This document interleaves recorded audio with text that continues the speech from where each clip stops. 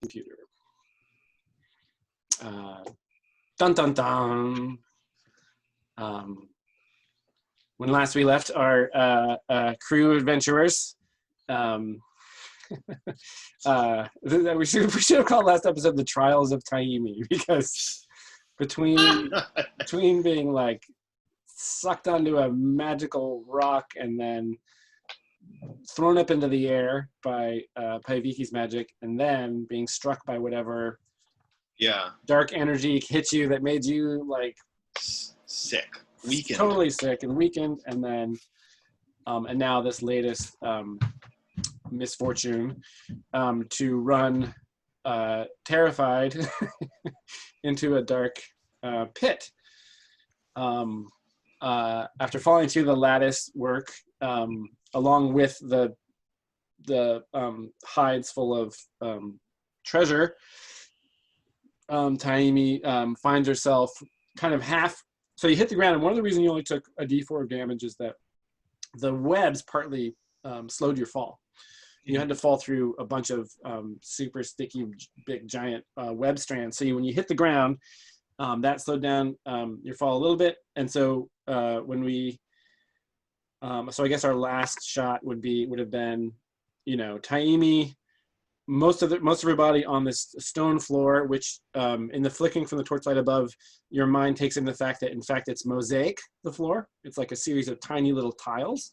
Like that's amongst the various details that in your kind of highly adrenaline charged state you take in is that there's some kind of pattern mosaic on the floor. Mm-hmm. There's just this massive crisscrossing of webbing that's lit up kind of orange and gold from the torchlight. One of your arms is kind of like all caught up in that. It's some of the rest of it is sticking to you. On the floor in front of you is one of the bags has kind of broken open, and there's, among other kind of glittering things, there's a silver circlet that catches your eye. So you're kind of, there's the sharp feeling of pain from the fall. You're taking in all that information, and then you see this big, hairy spider leg come down, right next to that silver circlet. And you look up and you see the leg connected to this. I think the body of this creature. Gosh, what's a comparable size? It's about. It's bigger than like if Taimi curled up into a ball, it would take about 4 of those to make up the body of this spider, which now kind of looms over you. Mm-hmm. And you get a good look at on the underside of its head. It's like nasty kind of pincers and the kind of layers of hair going away from that on its body as it kind of like lurches up, looms over you. A couple of questions. Yes. Actually, just one question. Am I still under the effects of the spell? Were those momentary, or were they are they ongoing? It's momentary. It was momentary. Okay. Then I just wanted to update you because some of the stuff on the sheet I don't like to update. Like my HP is currently 11. Okay. My armor is currently 0 because I don't have my chainmail because I had to break it a little bit. It can be repaired, but obviously not. It can't be jury rigged in the cave. No. And then all of my stats are there as indicated. I've lost 3 Constitution, so I'm on a -1 modifier. I'm still at a -1 for intelligence. I'm at 4 wisdom currently, which is a -2. And then everything else is fine. 4 wisdom. Well, because, and sometimes I forget to do this at the end of the session because I'm human to add 1 tick to a trait. And so I added it to wisdom to bump it up. Oh, great. Anyway, that's just and I'm also going to, I'm thinking back, let me just check my notes. Because I don't think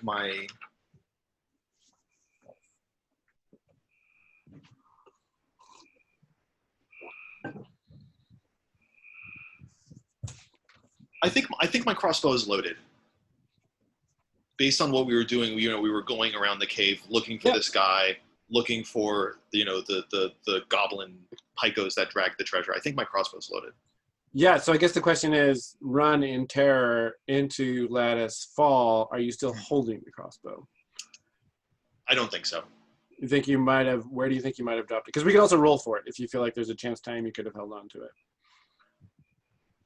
I guess I want you to like describe again like the feeling of terror. Okay. The first wave was all the hairs on your body kind of standing up, and then this kind of creeping tingling at the base of your skull. And while that was happening, the world around you and all of your companions kind of faded away from you, and everything grew dark. And you had a sense of yourself being completely isolated, like a kind of, I don't know if Taimi ever has any kind of existential dread or fear, but all of a sudden it was you alone in a utterly heartless universe. Uh-huh. And there was something that was going to push that feeling even further, something out there, and that's what you ran away from, was that force, that presence. Because whatever had darkened everything around you was but you were about to become part of that void also. That was the feeling that you had. So getting away from it as quickly as possible became essential. So you just turned and ran blindly into the, I mean, I think what happened was you actually ran into the wall. You probably got 1 foot on the lattice broke, and then you probably hit the wall, and that's probably where you took the most damage. Yeah. And then fell along with everything into all the webs below. Given that, I think that Taimi would hold on. I think that she would, if she was afraid of something, even abstract, I think she'd want to defend herself. Hunter's instinct. Yeah, even in fear. Okay. But I'm willing to make a strength roll to see if I actually like continue to hold on to it after the fall. Gosh, I don't know. You know, I feel kind of both ways about that. I feel like I like the hunter's instinct thing. Like Taimi alone in the woods, right? Like what? That is actually something I was going to ask you at the beginning of this session, was whether Taimi can recall ever feeling this same way, like trapped and with something threatening her life this kind of closely. Like if it would remind her of anything. No. Okay. No, I don't think so. I don't think that she's ever been on the hunt and had the quarry be something that would generate this sort of feeling. Okay. So like I feel like she's, and part of her overconfidence comes from the fact that she's pretty much an expert at hunting like game, you know. Yep. Got it. Small stuff. Yeah. Okay, awesome.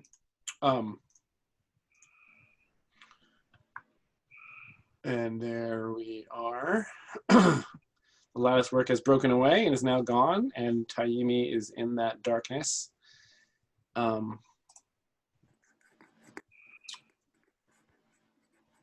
And I think that initial shock, the fall, looking up at the spider, I think the first reaction goes to the people up above. So that's Paiviki holding a torch, right? Yeah.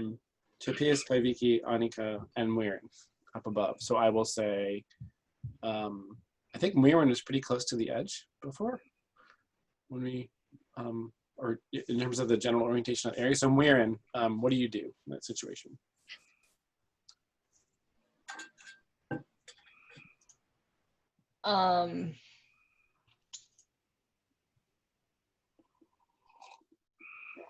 And also remembering, sorry, just one reminder that the source of this terror, it was from that direction. You guys are all down here. And like he's still there, basically. I mean, maybe.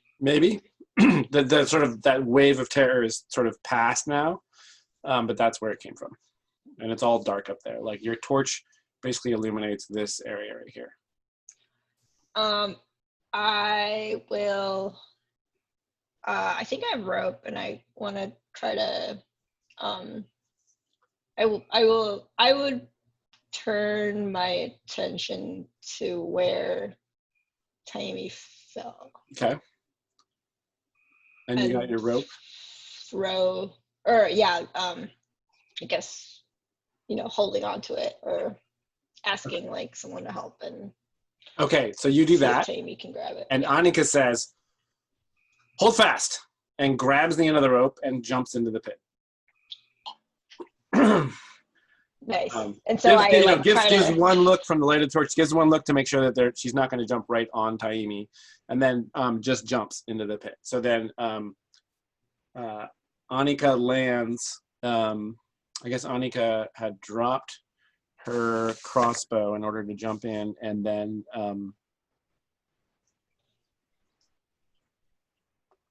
does she have a hand weapon? I guess she's got a knife. That's what she does. She pulls her knife out, and she drops into the pit, holding on to one end of the rope. She has a short sword. She has a short sword. Okay, so she's got her short set out. Thanks. Paiviki, what do you do?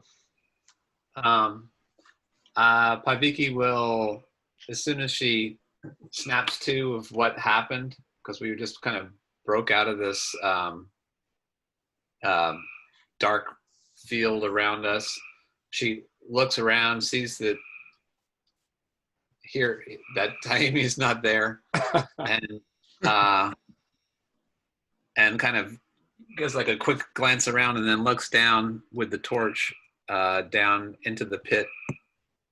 And I guess this is all right after, or the same time as Annika's jumping in. Yeah, so Annika falls through the webs, lands right next to Taimi, and when you look in there, holding the torch up, you see the back. You know, at first, from your perspective, it's just like this mass of webs, and the light reflecting off the webs kind of obscures stuff. And then you see a dark mass move between two layers of webbing, and you see all the kind of black hair on its back and some white markings on the back of it, as it kind of hoves through the webs, and its body obscures your view of Taimi and Annika underneath it. Oh. So the sort How of far down is this thing? Its back from the lip of the pit is probably about 6 feet down. 6 feet down. Yeah. Okay. I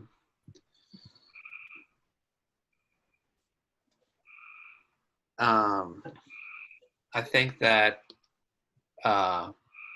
Paiviki is going to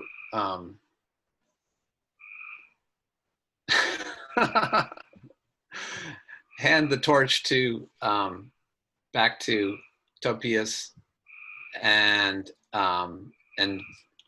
jump in with the spear, like she did with the at the pit. Yep. She's going to just try to land right down on the back of the spider or whatever she perceives, and try to land on top of it, spear first, hopefully doing as much damage as possible. I think doing that and being a fighter, it's pretty hard to miss. So I think it's a question of how. I think the role that has to happen is to basically maintain, like, your own safety is what's at risk, right? Because you're jumping in there, and who knows, you could get thrown or fall and hit. So I think you're going to deal your damage, but then make a saving throw with depth in order to, like, to do it as kind of capably and as balanced as possible. Right. And I don't know if No Guts, No Glory qualifies, since there's not overwhelming odds, but just one big thing, and I'm doing something stupid. Well, you're definitely it's definitely gutsy, and I think No Guts, No Glory requires you to burn a wisdom, so that does fit the doing something stupid. Am I right about that? Am I remembering that move? Sure. I don't know if it's overwhelming odds, though. That's the issue. Yeah. I was just wondering. I don't. Yeah. No, I think in this situation, although it's totally a No Guts, No Glory thing that you're doing, because you're just going to deal your damage without, and you're actually not at risk the way Taimi is. So, right. I don't think it counts in this instance. Is it possible? I was just thinking about the Revel in Battle move. Is it possible to roll anyway to see if those things come into play? Sure. Yeah. If you want to do that, absolutely. Okay. Yeah, so in that case, let me just, I need to look at the,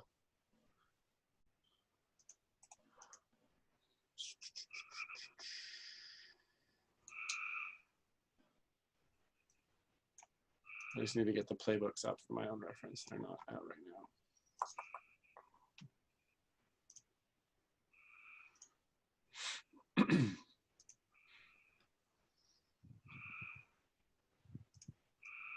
Okay.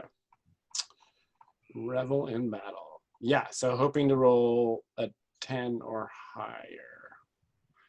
Yeah, so in that case, I'm going to say, so we can forego the dex roll, and instead you can make a fight roll. And on the 6 or less, so you'll do damage regardless, but on a 6 or less, you'll suffer a mishap. You'll Right. fall the wrong way when you come off of this fight or whatnot. So let's just make it one roll to see if you can get Okay. extra. Okay. Let's try it. So there we go. All right. I rolled an 11 plus 2. Nice. Okay, so you can spend metal to do Yeah. more. I think I want to spend metal to handicap this creature, Okay. and I'd love to stun it. Take it by surprise and stun it. Okay. Great. So you're going to spend 1 metal to do that. Yep.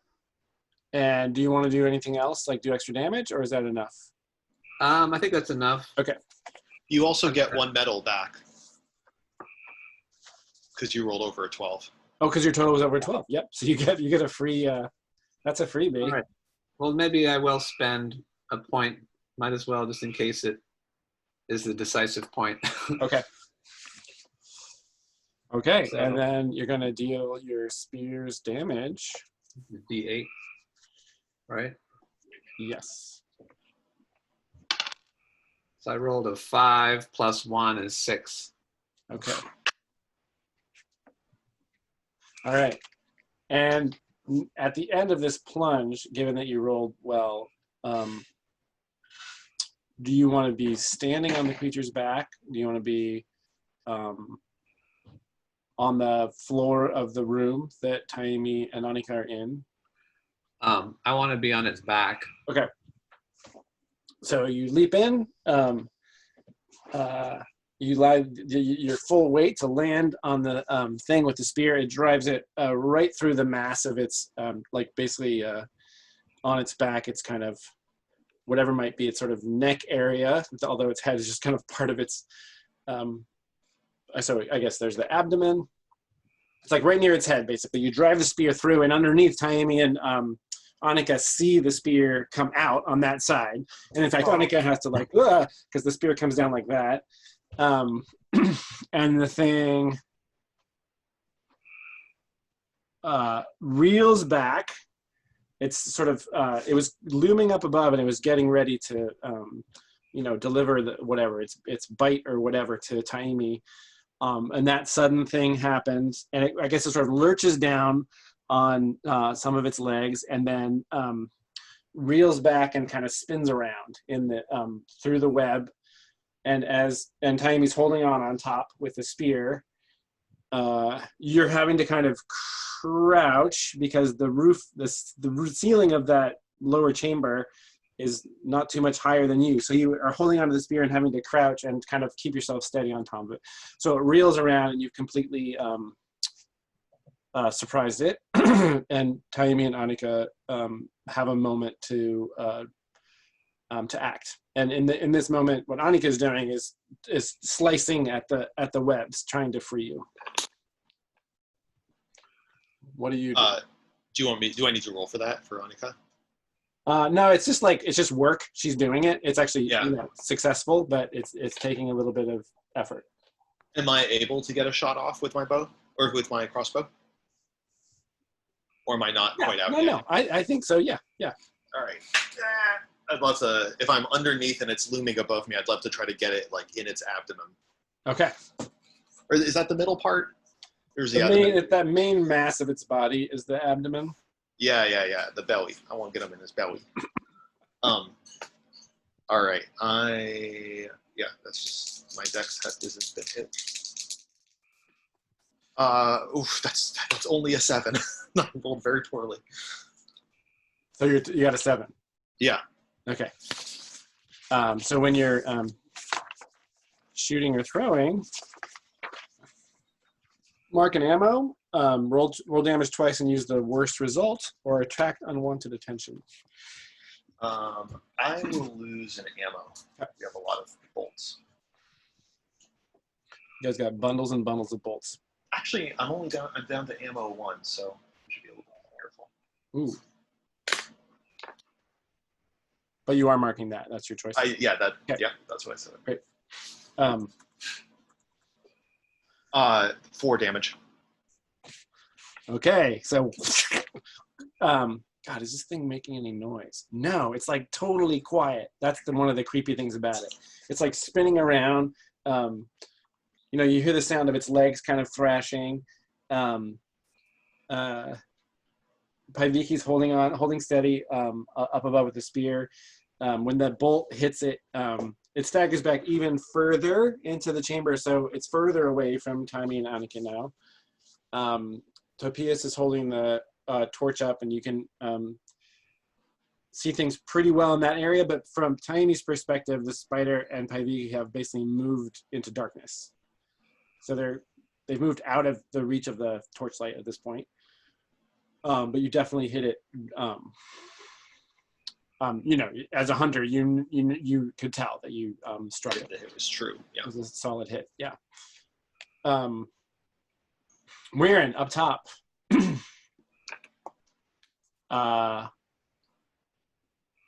What do you do?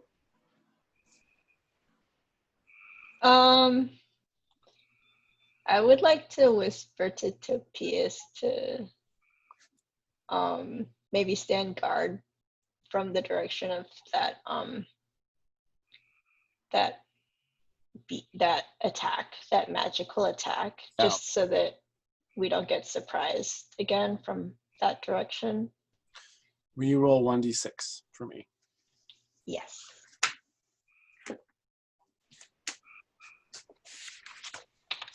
Five. Okay. So you turn to Topias and tell him to guard in that direction, and he and you both look in that direction, and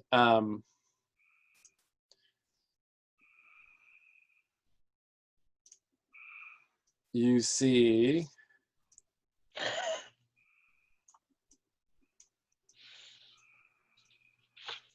6 of those pale, spindly creatures right at the edge of the firelight. Like when you turn and look, they kind of recoil a little bit, but they're right there at the edge of the firelight, and you can see their eyes kind of reflecting the light in a semicircle. And Topias goes like, he audibly gulps. Oh no. So there's that bubbling, there's that strange bluish mist coming up of that hole right there. Several of them are kind of visible through that. And in the darkness behind them, you hear,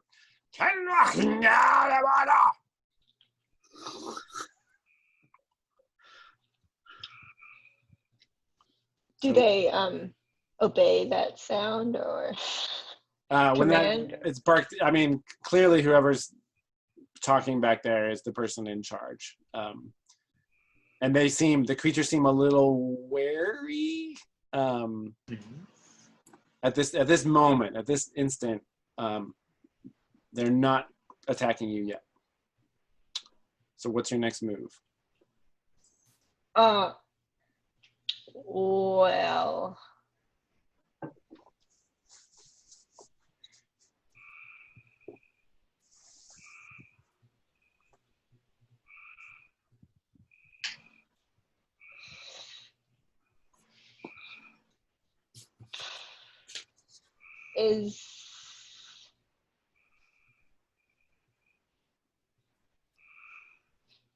does the PS seem afraid to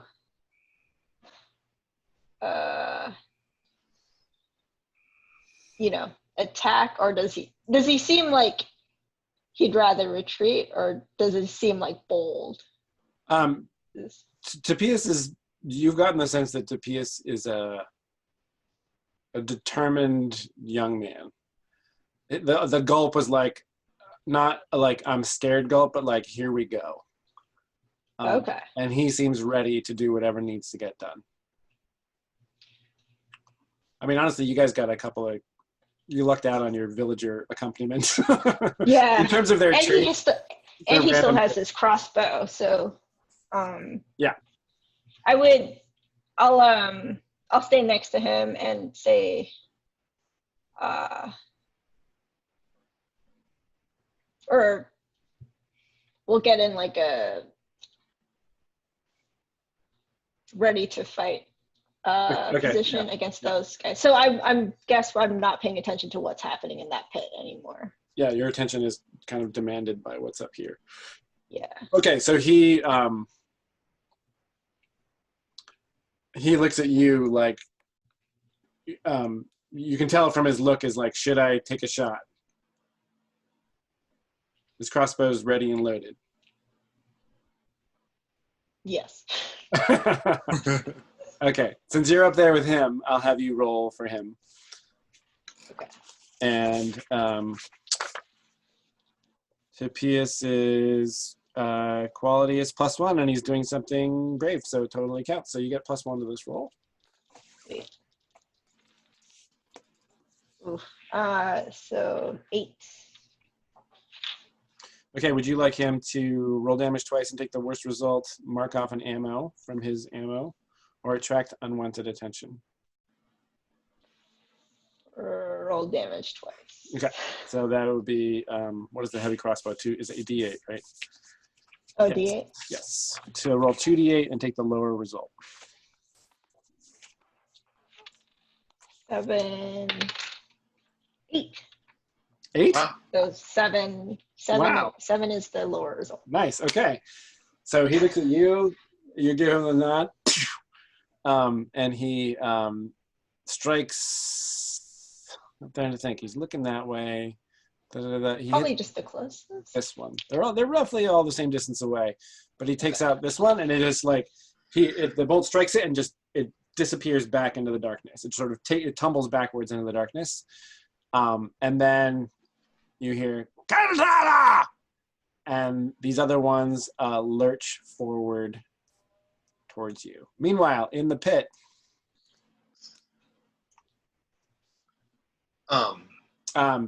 Paiviki is on the back of the spider. Yeah. So Paiviki's holding on with to the spear that's stuck to the spider. Yeah, and occasionally it's like hitting, the spear's like he's hitting frozen, Jason. Sorry. Was I moving too fast? And I couldn't, you froze for a moment, so I couldn't tell what you said. As the spider is lurching about, the spear is kind of striking the ceiling, right? And you're driving it even further through the thing. Sorry, go on. So she's going to try and hold on to the spear with one hand, draw her short sword, and start stabbing like this. Okay. That fancy short sword that she stole. Yeah. Okay, great. So this is definitely fight now because the spider knows you're on its back. Yeah. It's trying to get rid of you. So this is a fight roll. I'm hoping that by holding the spear, like it's not going to be able to get me. That's the. Yeah. But she could knock me off, or who knows what giant spiders can do. Yep. You just roll fight. Yep. Okay. Okay. I rolled a 5 + 1 is a 6. And that's what I got. Hold on to that one. Yeah, and I can only spend metal on my favored weapon, which is hand-to-hand, so that doesn't work. Yeah. Right. Great. Okay. So you deal damage, but suffer the enemy's attack as well. No, I only got a 6. Oh, sorry. Okay, then you mark strength. Actually, it says you mark strength, constitution, or dexterity, your choice, because in a fight, all of those things come into play. So you could actually, whatever makes sense to you. I'm going ahead with strength. I'm getting close to leveling up my strength. So Nice. I'm like Nice. holding on for dear life. Okay. Yeah, so, right. You're holding on. It's got its crazy spider legs. It's thrashing all around. I think what happens is it pushes up with all 8 of its legs against the ceiling. And you're trying to stay, basically the end of this, the butt end of the spear is partly protecting you because it's acting as a buffer between the spider's body and the ceiling, right? So you're holding onto that. You draw your short sword, you go to stab it, and then it just pushes up with all of its might and cracks your head against the ceiling. Yeah. And you take 1d. Let's see if that is. I think you take. It's 1d8 damage. Ooh. On your noggin. You don't have a helmet, do you? That's a good question. I do technically own a helmet. Trying to think if I'm wearing it or not. I don't think I ever said whether I was wearing it. I think we could. I mean, I think we could roll for it to see if it was. We could either roll luck or roll like wisdom to see if you were smart enough to put it on. Sure. I'll roll wisdom. Does that make sense? Sure. Yeah. Maybe you were wise enough going underground to put that helmet on. I am not wearing a helmet. Okay. I'm too vain to wear a helmet. There we go. Yeah, It doesn't look good on me. Yeah. Okay. Okay. D8 damage. Yep. Woo. 2. Okay. I'm down to 7. Okay. So that's like crack against the and the top part of the spear snaps off as well. And you got squished like up against the ceiling there. So it's like a half spear now? Yeah. And Taimi. You fired off your crossbow. Your Annika has freed you from the webbing and is kind of has helped you to your feet.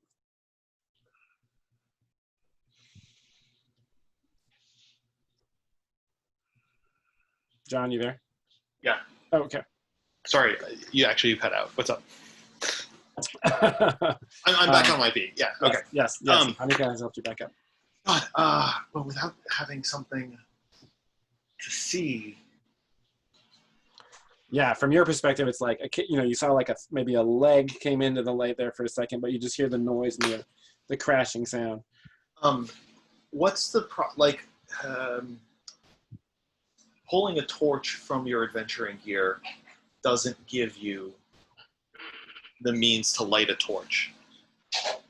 I think you could produce the torch and the tinderbox and start to light the torch. Like that would be something you could do right now. Okay. Yeah, I think we need a torch down here if I'm going to help Paiviki. I can't go in there swinging. Okay, so and you had your backpack on, so you fell in. You basically open it up and stuff splays out on the floor, and you grab the tinderbox and you open. Oh, I don't have it. Annika does. Oh, Annika does. Okay, great. So then Annika undoes that, and she basically, when she understands what you're doing, she drops down on the ground, and she steps between you and the spider with her sword at the ready, just kind of like looking off into the darkness and looking back at you and saying, I should help Paiviki. Oh, wait. You guys don't know. You saw the spear come through, but you don't know that Paiviki's actually on its back. That's true. Right. So in that case, what about grunting noises being smashed against the ceiling? Yeah, especially if the spider's not making any noise. Yeah. Okay. Great. Then yes, you do know. I think then Annika says, "I think Paiviki's on the spider." I can hear her. I'd be like her to just jump down here. Be careful. I have to help her.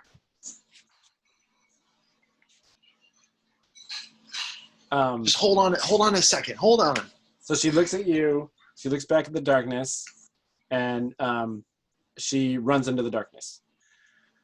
And up top, Muirin and Tapias are facing 5 of these creatures, are now very quickly, they're basically running at you.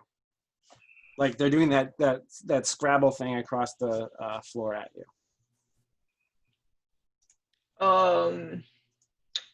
Does that mean they're on all fours running towards us? Yeah. That's that's how they tend to move around, is like crawling really quickly on all fours. Like a kind of you know, they sometimes they're like, when they're on the walls of the ceiling, they're kind of all splayed out and creeping along. When they're on the ground running and using gravity to their advantage, they're moving more kind of like the way an ape would kind of like lope along, right?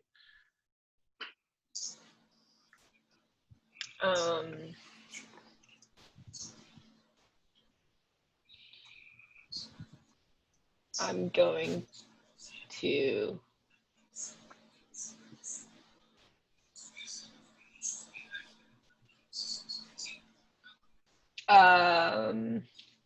And Tapias has, after he took the shot, he dropped his crossbow and drew his short hatchet, right?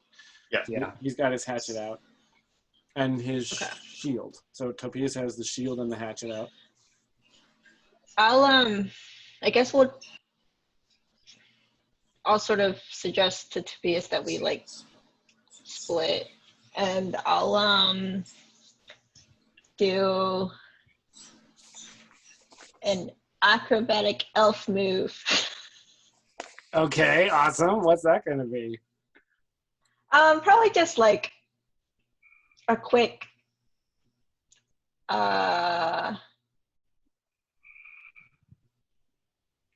like a dodging type leap to try to get some kind of advantage so that I'm able to like hit from the side rather than okay, sweet. Get attacked straight on. You're gonna like try to go over this way and sort of flank one of them? Yeah, just so we're not 5 at me versus Yes. And Tapias, so you say go, and he runs this way right at this one. Mm-hmm. Right, so he's facing one of them. There's 4 of them over here, and you do. Is it like a somersaulty flippy thing, or is it just like that would be? Yeah, that'd be cool. A somersaulty flip. Okay, so your goal is to get yeah. over here and get kind of an advantageous position where you're surprising them from the side. And Tapias is kind of taking this one on head on. So why don't you roll? Make a saving throw. Your only expertise is poison right now, right? You don't have acrobatics. Right. Okay. But it would be like a dex move probably, right? Because they don't know that I'm fast. They have no idea.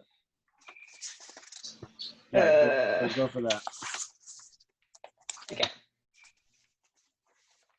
So I have an 8 for that somersault. You rolled an 8. Yeah. Okay. What do you have in your hand? I had my spear and my shield. Okay.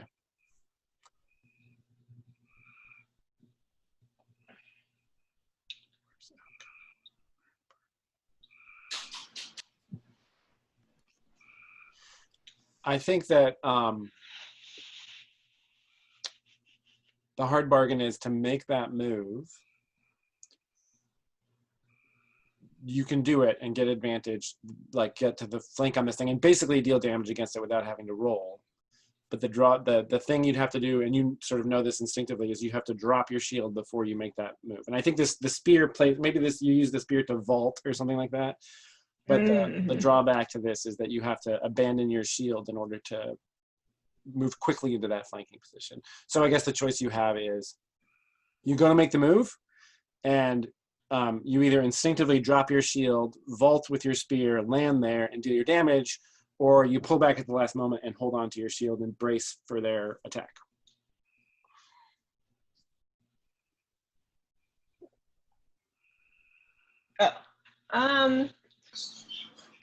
I would definitely.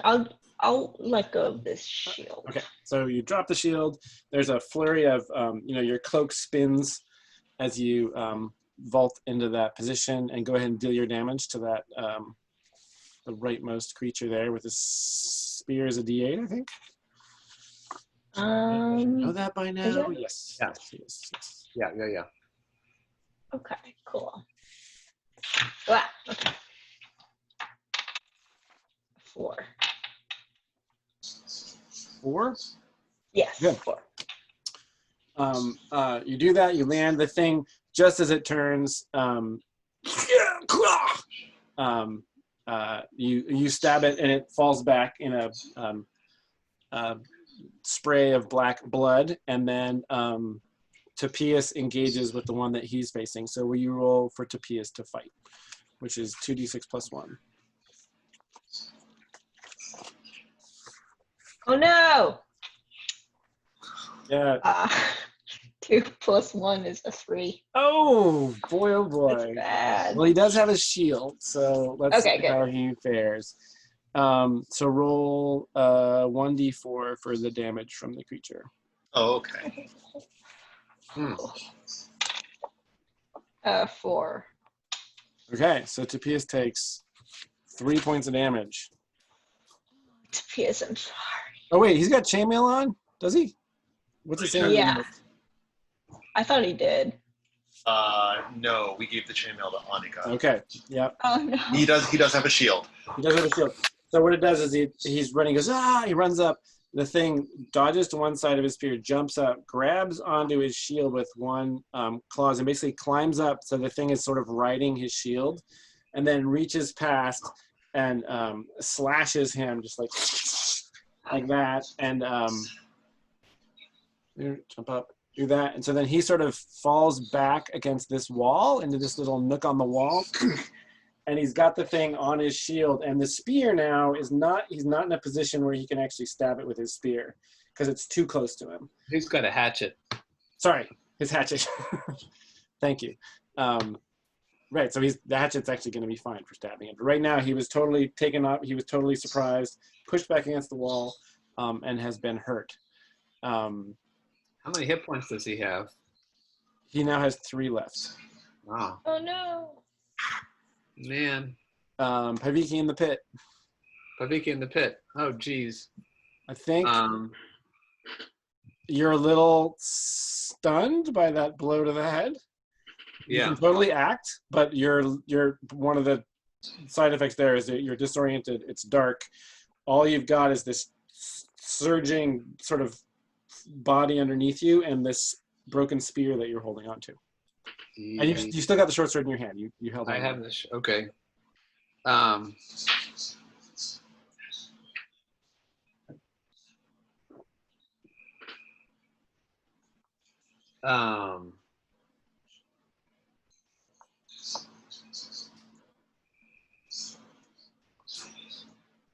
So I'm just like riding this crazy spider in the darkness. Squirrel, that would really be Squirrel. Yeah, it's a squirrely spider. And I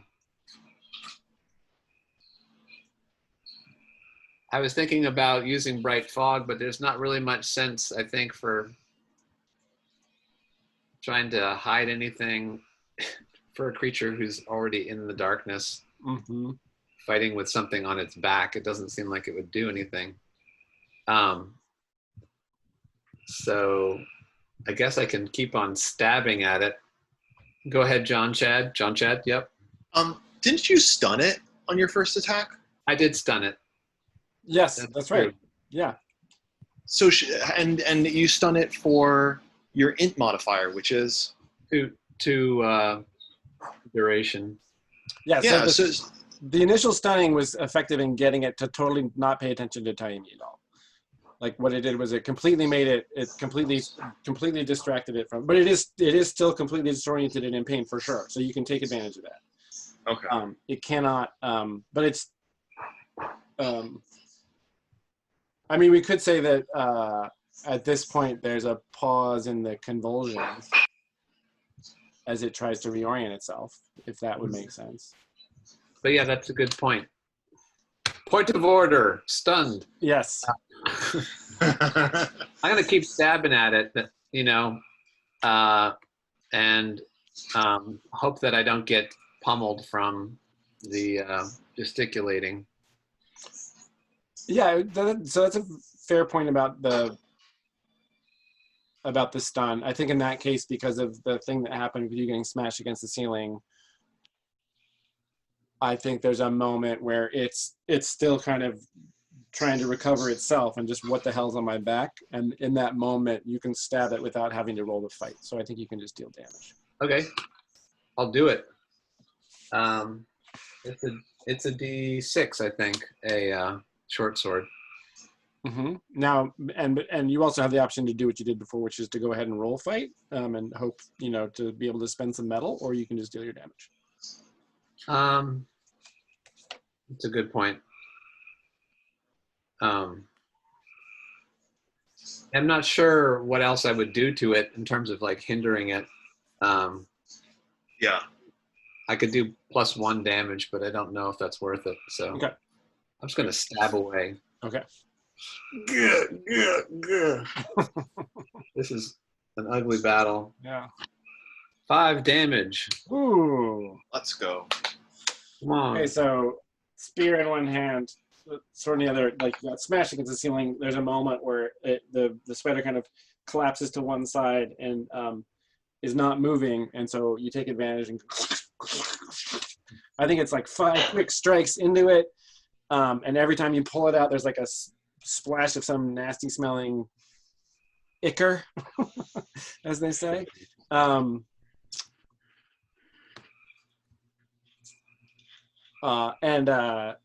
It's like flailing, and then at that moment you hear ah! And Annika attacks it. Oh, at the same moment. It's not quite dead, and Annika attacks it. Is that just a fight roll? Is there any hindrance for being in the dark? If things go bad, it'll be because it's in the dark. There's no. Basically, Annika's throwing caution to the wind, and is just charging in there with her short sword, and there's no modifier. It's just a straight up 2d6 roll. That is a 7. Okay. Annika deals damage but suffers the enemy's attack as well. Annika has a short sword. Yes, she does. And Annika's wearing chainmail too, right? Yeah, she is. Yeah. 4 damage. She deals 4 damage. Okay. Yeah. She runs in. Plunges her sword. It's kind of up like that, slumped to one side. It's dark. I think she just runs in with her sword just kind of like in front of her and like runs right into it. And reflexively the thing, one of its legs sweeps up and hits her. So let's see, John, the legs do 1d4 damage and it's forceful. So do roll 1d4 for the damage. 4. Okay. So I think Annika only takes 1 point. Chainmail is 2, right? Yes. Is it? Yes. Sorry. Then Yeah. 2 points. I'm so bad. What does that tag mean, forceful? So basically, from your perspective, you're lighting the torch. Annika runs off in the darkness. And then from Chinese perspective, you hear a whoosh, whoosh, and then Annika comes flying back in your direction through the webs that are like above your head, through the webs, and whacks the wall next to you and falls down next to you with she's not holding the short sword anymore.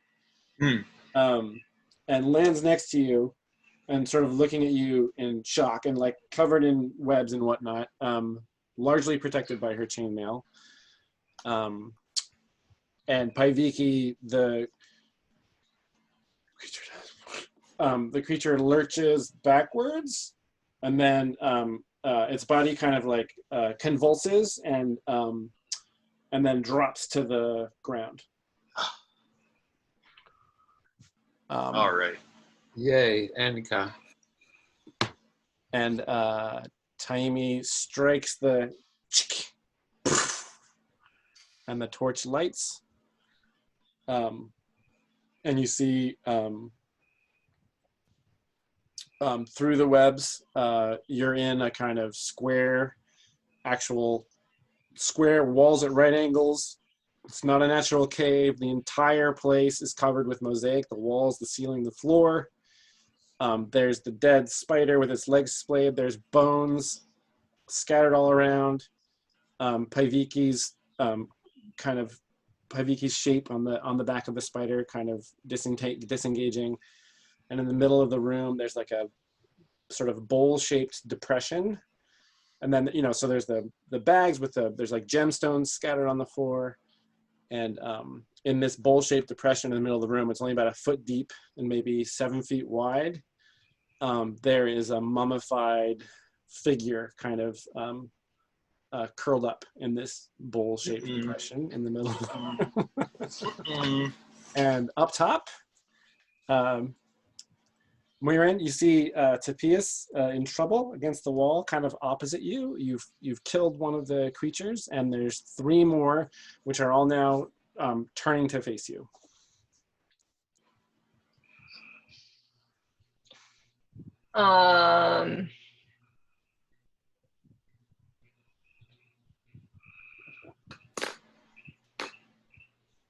I feel like I just want to be faster than them.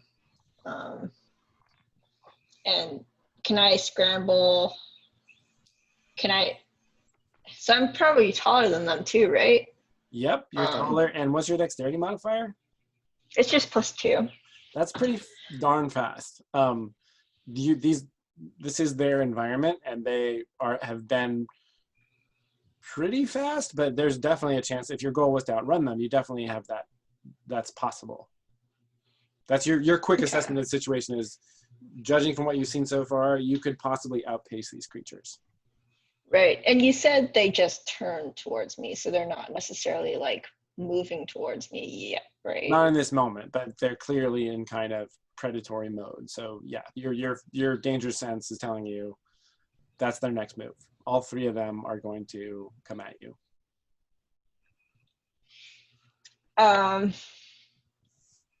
So Mirren wants to like quickly run over the 3 and try to help Topias because he's in danger. He's in. By run over them, what do you mean? What do you mean by run over them? Do you mean like use Can them? I step on their, step over them? Oh yeah, oh yeah, oh yeah.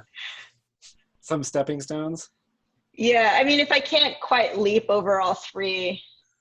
I think it would be bump, bump, bump. It would be 1 foot, 1 foot, 1 foot on each of them for sure. Okay. Yes. So, are you wearing chainmail? No. Okay, great. Yes, you are totally light of foot, and that's going to be. You have perfect balance, so that's not going to be an issue. You're not going to lose your balance. But to get past them without them being able to grab you or stop you is the real challenge here. So make a dexterity roll. Oh.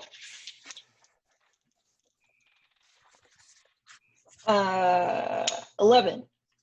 Yeah. Really? 9 + 2. Okay, nice. So they are turned to face you, and they're still in this position that they're in, but they're all facing you. And before they can even move, you've leapt into the air, left foot on the first one, right foot on the next one. You're using your spear. I think midway you shift hands with your spear to maintain your balance, and then leap off of that last one. And then what's your goal with Tapias? To strike that thing from behind, or? I do want to like break up the hold because he's like, it's on top of his shield. Yep. Still. Yep. So knock it off the shield. Okay, so the goal is not to stab it because that might put Tapias at risk, but to like strike it and remove it from the shield. Yeah, to get Tapias away from the danger. Yeah. And would you And in order to keep Tapia safe, would you be using like the blunt end of the spear or your hand or some other way to pull it off? Yeah, I guess the blunt end of the spear seems the most effective. Okay. Yeah.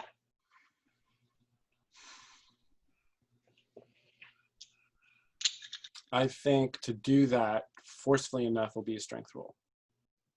Okay. I have a 0 modifier for that, I believe.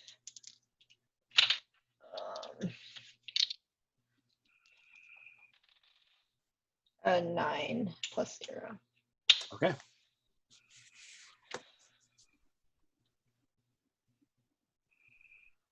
So you land.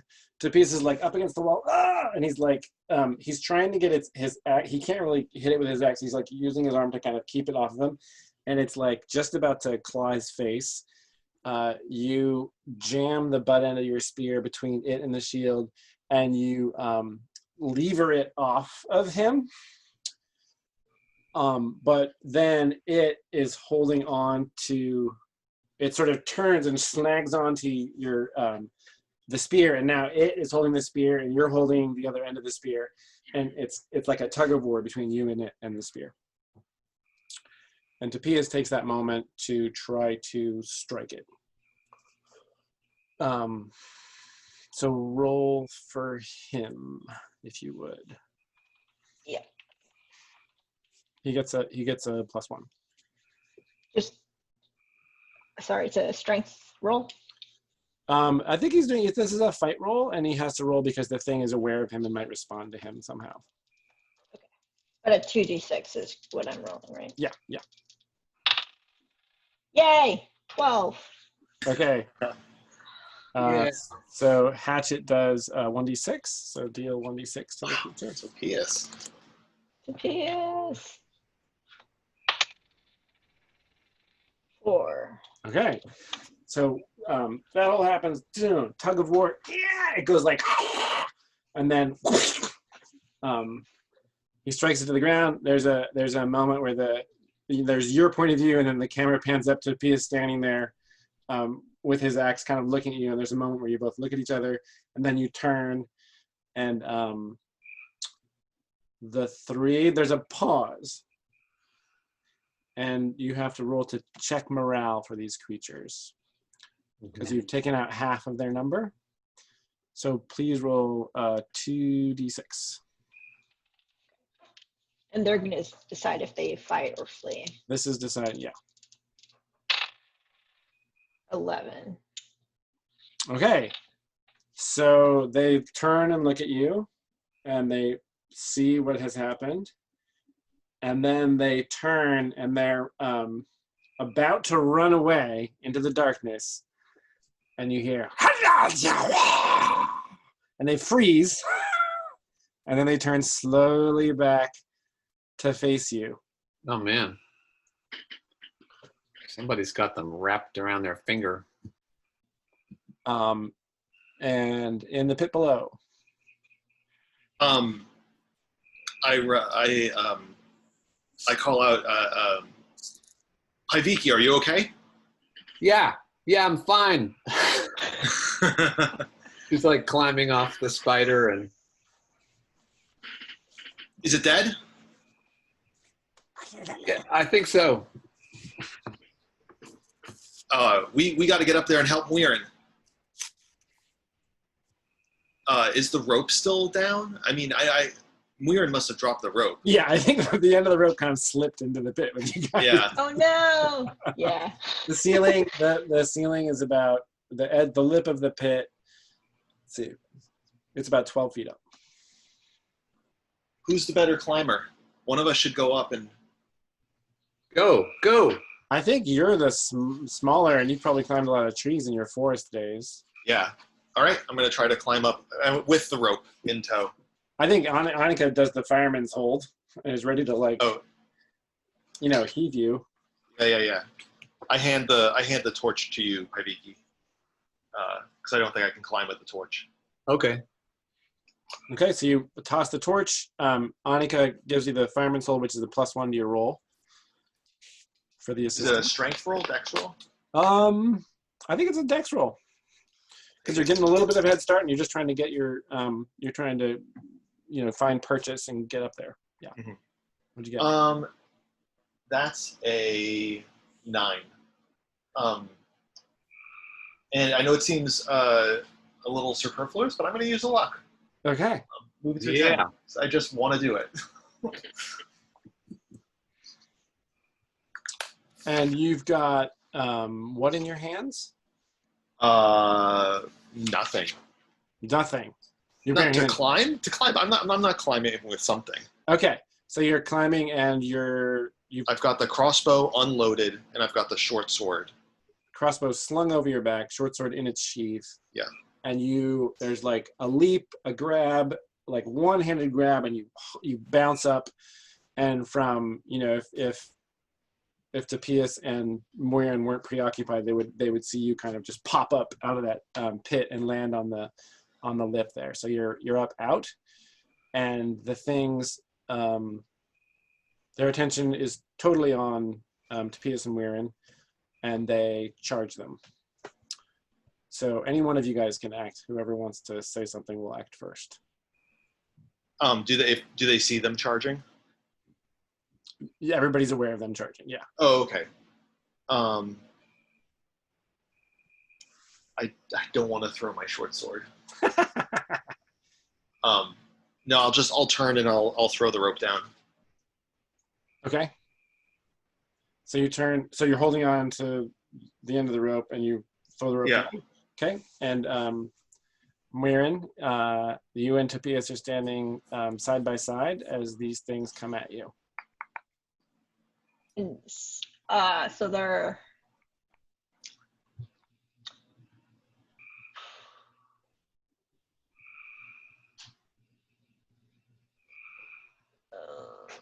I think there's a lit torch lying on the floor, right? Because nobody's Yeah. holding a torch up here. So the illumination up here is from a torch that's burning on the floor. right. And Because will you mark a Tapias said it. duration on that torch? I think that was the one that he was carrying. Okay. And then I've got a fresh torch, right? Yes, the tiny. Yeah. Yeah. Great. So Moiran's got the spear. Tapias has the spear, the shield, and the hatchet. And there's this smoking pit right to the left of you guys, and they're kind of Yep. coming at you all together. Yep.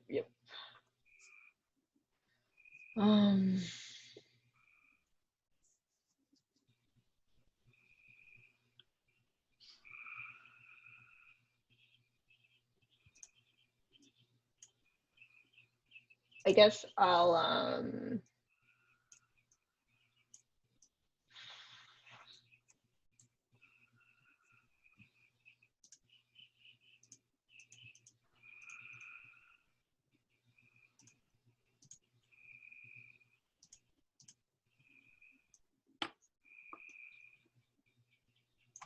You can fight with Topias, right? Is that a Yep. thing?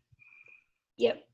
I guess my question is, am I gonna just wait for them to come to me? I mean, I think Moiran would always try to like use her like speed, her momentum to like try to,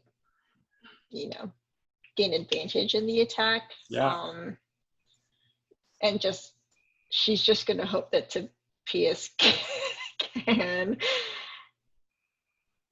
do something similar. So yeah. He's like he's ready. His position. He's Like, ready. got a shield. He's in a defensive position, and he's ready for them. As soon as they get close enough, he's going to protect himself and strike. So that's kind of what he's. Yeah. I guess I'll use the wall to like sort of bank and hit from the side again. So just try to avoid the direct onrush. Okay. By turning to the right and then back at them. So to push off the wall, like surprise them with the speed of pushing off the wall. And now I'm coming from the side. Yeah. Okay. Ooh, and maybe I could push one into the pit. So to sort of doing like that and land to the side of one?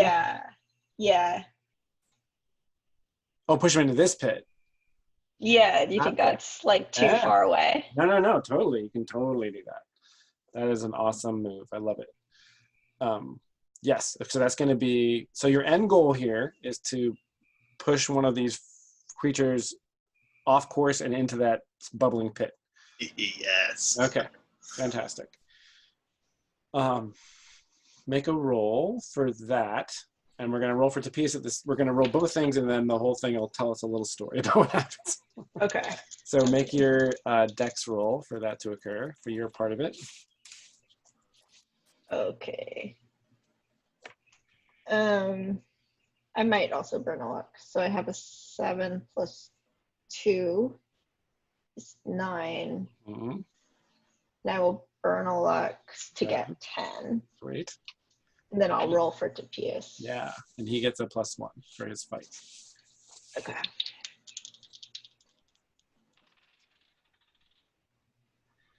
Eight. You got an 8? Okay. He got an 8, yeah. Okay, that's totally in his wheelhouse. And when you roll damage for him, which is a d6. Uh-huh. 6. 6? Yep. Okay, and then damage for the creature that's attacking him, which is a d4. Ooh, and he still got his shield though, right? Yes. 1. Okay. All right. Oh So boy. here they come. Muirin steps back, puts one foot against the wall, pushes forward. Do you think you use the spear to vault, or are you holding the spear like under your arm and kind of leaping forward more kind of upright? I think I used the spear. Okay, That's so kinda then cool. there's a vault just past the thing as it's crossing. You land, turn. Do you like push it with your foot? Do you sort of strike it broadways with the spear? How do you actually drive it away into the pit? I imagine it's like my foot Like a kick? pushes them. Yeah. Okay, so you land, in just the right, it's the perfect balance. You land, drive your foot, I guess using the spear as support, drive your foot into the side of the thing, push it off course. It goes, rah! And tumbles into the pit. The other one of them, the one in the foreground, leaps through the air, right at Tapias. He hits it full force with his shield, drives it into the wall right next to him on the left, and then moves the shield off of it and strikes it with his axe, and takes it to the ground. That all happens, and then the last one is going at Tapias. And you are in a position, so you're sort of basically at the tip of this arrow here. Tapias is here.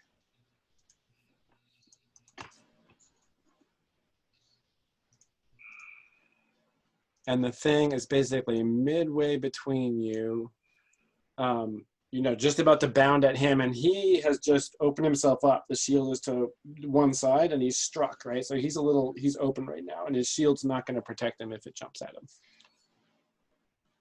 So what do you do? And tell me if there's anything you could do in this situation, you could. I mean, it seems like you're a little far away, but it's totally, yeah. No, at this point, I'm just watching the show. Yeah. Yeah. I think my focus is downwards, I think.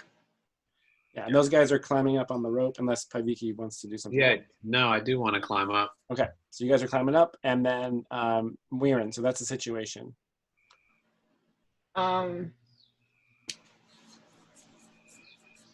guess I could throw the spear. Yeah. Yep, you could. I'll throw it. It is a dex roll, so that's to your advantage. I've just never done it successfully. I just don't. You've never I can do successfully it. thrown the spear. Maybe this is the moment. Maybe this is the moment. Let us pray. Go for it. Okay, we throw it. Yeah. Yeah. 9 plus 2, 11. All right. And deal 1d8 damage.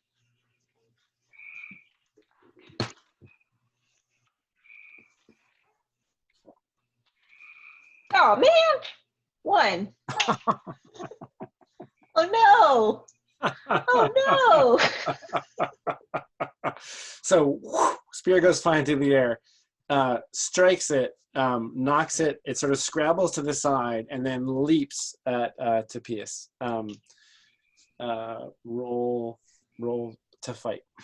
2d6 plus 1.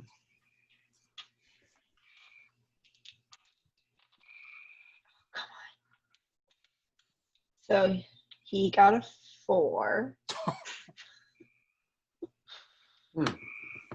Oh man. Okay, there's no way to pull that one out. Man. Oh man. So you got a 3 plus 1 is 4, right? 3 plus 1 is Yep. 4. Okay. Deal 1d4 damage to Tapias. Oh, come on, Tapias. Hang in there. Oh boy.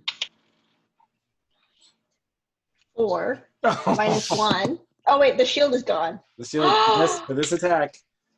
Hmm. The shield is not helpful.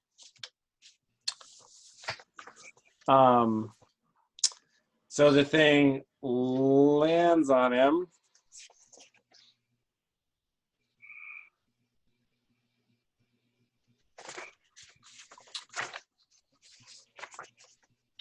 Oh no.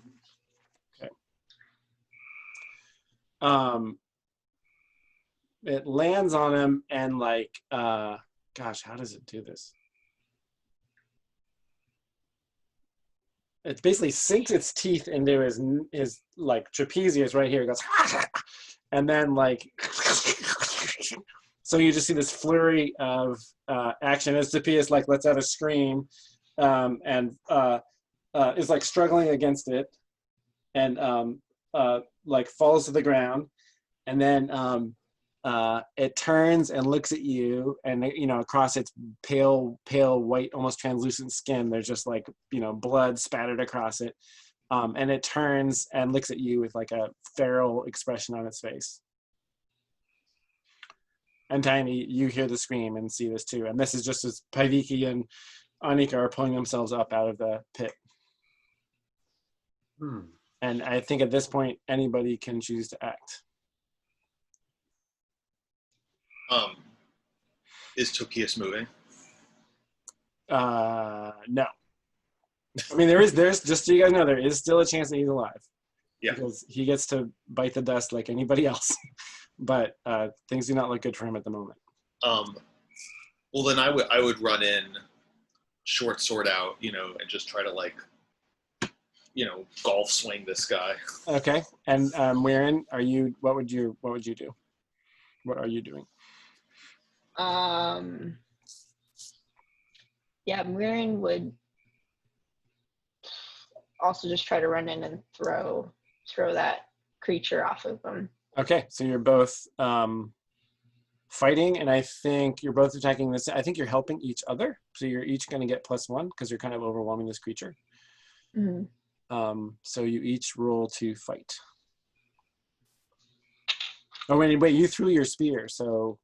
Yeah, so I'd have to use my hands or something. Or... Okay, so you're just running in with your hands. Okay. Right. I got a 9 plus 1. Sweet. 10.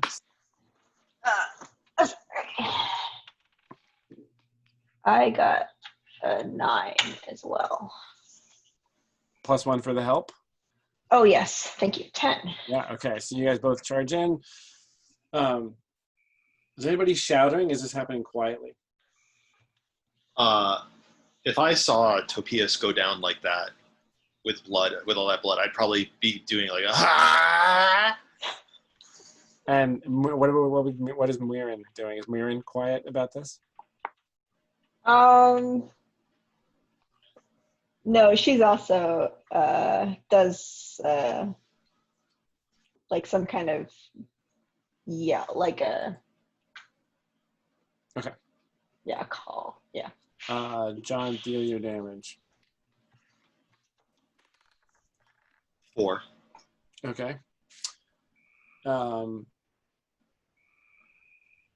And how is Mirren attacking this without weapons? She was just gonna grab at it and try to just fling it away. Okay, so then, and that's what Taimi described also, kind of golf hitting. So you guys both run in, and you grab it and pick it up, and Taimi strikes it, and it kind of flies away into the darkness. And there's the seething sound of this pit right next to you, and like the color of the smoke has changed and it's turning like reddish, and like there's a big blurp of like some bubble popping and spurting out of it, you know, but all that sound kind of drops away, and the two of you are looking down at poor Tapias, kind of slumped against the wall, you know, pretty obscured by I've got some poultices and herbs. I can help. And I think Annika and Paviki are right there as well. Okay. Do we have bandages? Mm-hmm. Let's apply a bandage. Okay. Pia, stay with us. Stay with us. So They're you gone. drop down, and it's Taimi who's kind of taking charge of the first aid here. I mean, Bandages, hot water. yeah, Careful. yeah. Taimi's not the one. So someone else, please step in. Taimi's not the one. Do you think? Well, Taimi doesn't have the skill, but like in terms of just like put a bandage on that neck wound. Yeah. Okay. All right. The moment has come to see whether Tapias has survived this onslaught. So he gets no bonus here because it's a luck roll. So it's just 2d6. And I mean, Jan, would it be too hard for you to roll those dice since Tapias was your charge? Sure. Okay. So 2d6 plus nothing. 2d6 plus nothing.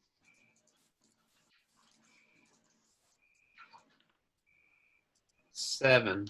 Oh, let's go. What? Okay. Let's go. Tapias is alive with 1 hit point. And you have to choose 3 things from the list below, Jan. Do you have that there? Or do you want me to read them to you? I can read them to you. You can read them. Wow. There's 4 options. You have to choose 3 of these. You're unconscious until you heal up to half your total HP. You will die within, let's see, in Tapias' case, you'll die within 1 hour without proper treatment. You've incurred a major permanent injury of the judge's choice. And you suffer 1d6 ability score damage to each of 2 abilities. I think in Tapias' case, that would mean he suffers an overall modifier of, I think you'd roll a d6, and if it was 1 to 3, it would be a -1. If it was 5 to 6, 4 to 6 would be -2. His overall modifier, which is now, well, actually, he's at +1 now, so it would drop it to 0 or -1. Yeah. That's temporary until he recovers those points? Yes, that's temporary. Okay. Well, definitely take that. Yeah. And I'll take the unconscious until he gets back. Yep. And then it's either some permanent affliction or he'll die in an hour without proper care. And I think between herbs and poultices, bandages, you know, I guess, so the hard thing here is I feel like you're in a cave, he's close to death, he's suffering blood loss.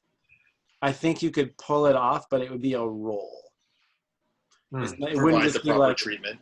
yeah, because it's such a, he's in critical condition essentially. Right. Unless one of you has really good medical training. Normally you just say like, okay, you apply the herbs and pulses, heal so many hit points, but in this situation, because it's critical and it has to happen within an hour, so those would be your choices.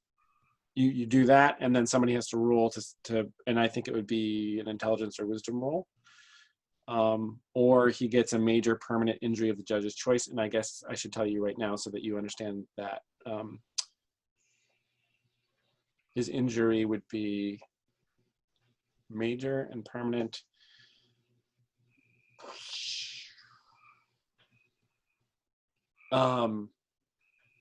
I think he'd lose significant use of his right arm because of all the tissue damage, muscle damage done up here.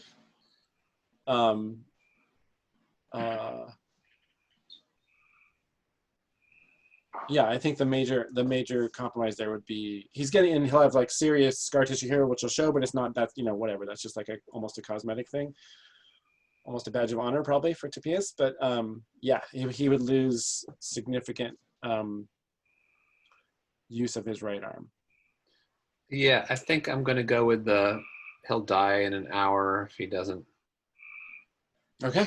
recover. Okay. Doesn't get proper medical attention Okay. in a cave.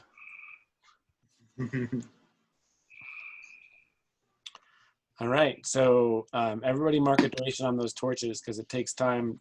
Just what you've just done to like tend to him and get him conscious again and all that took time. And Not now, conscious. What's that? You didn't pick conscious though, right? No, he's unconscious. Sorry. Yeah. Yeah, he's got vital signs. He's got a pulse. There was no CPR was performed, but there was a moment where it seemed like he was totally gone, and then he was back. And then, and as at Tiny's request, like various packages have been opened, been unrolled, and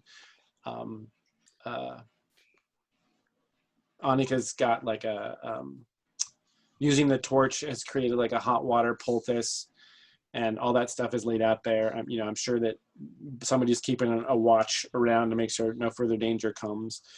And you're in this position now where you have to try to repair the damage to the point where he won't slip away. So who's going to do that? I'll do it. Okay. So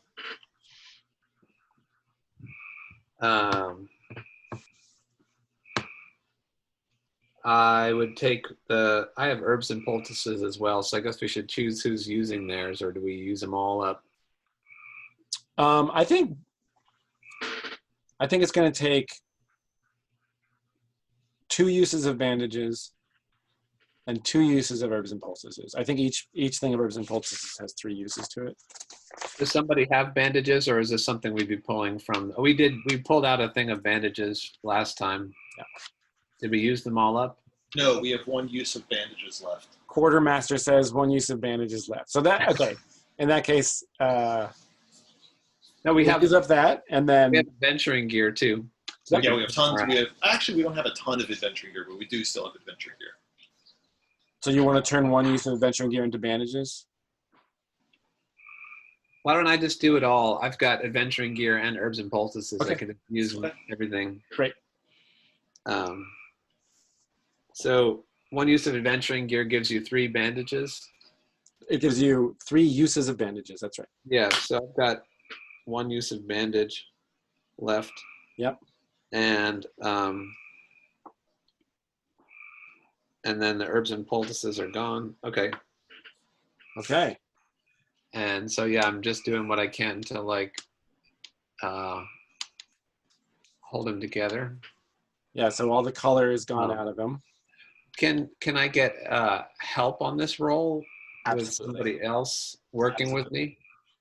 I mean, Annika's right there. Annika and Topias have, and somebody else can step in instead of that. In fact, I mean, can't have too many cooks in the kitchen on this one, I guess. Yeah.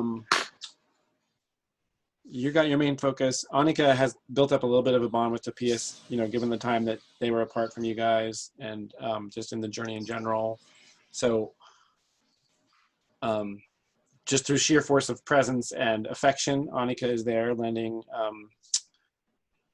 and I think 1 other person could probably help. Yeah. Whoever makes the most sense. I feel like medical stuff is in the wisdom intelligence realm of things, which is not Tiny's strong suit. And I think that she's just so unbelievably angry. She's been totally pwned since this for the last, 15 minutes. So I would like to reload my crossbow and just hold the torch and So you're on guard. I'm on guard. Okay, great. Mirren. I could help by trying to help whatever stabilize condition or Okay. I don't know, looking. Yeah. Okay, great. So Paiviki's there and is getting +2 help from companions. All right. And you also have, is it an intelligence modifier of +2? Okay, so you've maxed out your help at +4. Okay. Well, here we go. Ooh, I rolled a 4. Okay. Plus 4 is 8. Yeah. What does that mean? I think that means you have to use up more supplies. Okay. So I think that the bleeding is really bad. And you have to use up, I think, another adventuring gear worth of bandages. Okay. Including that one you had left over. Okay. Like, so he, it's just like, oh my God, he's bleeding all over. Like there was like an artery here got hit, and it's a combination of, Annika's in there trying to help you. And it's very touch and go, and it's an episode of ER.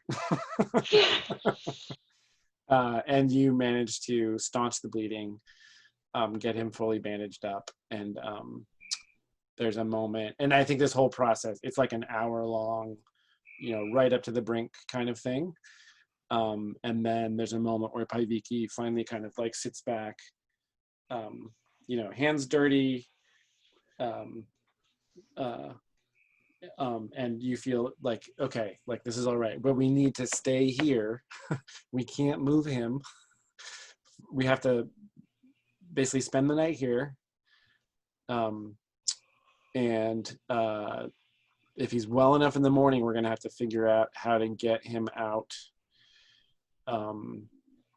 safely, whatever that may mean.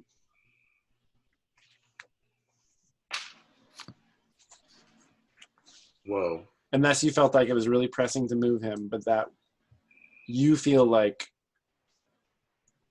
it would be risky. Yeah.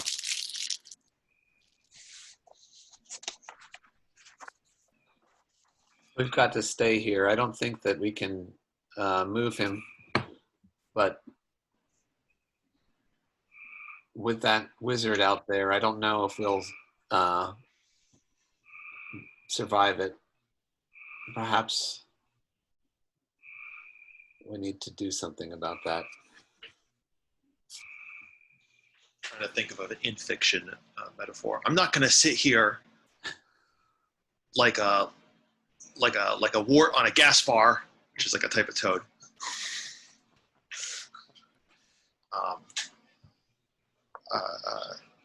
Ooh, Taimi the Hunter. What if do you think we could like hide in that pit you guys were trapped in? Does it look like enclosed, or were there more spiders? There's no, there didn't seem to be any passageways out, although there was some sort of deceased body, and it looked as if it was prepared. I mean, I've never seen a mummified body. It was prepared for death in a very specific way. That left me, that made me very uneasy.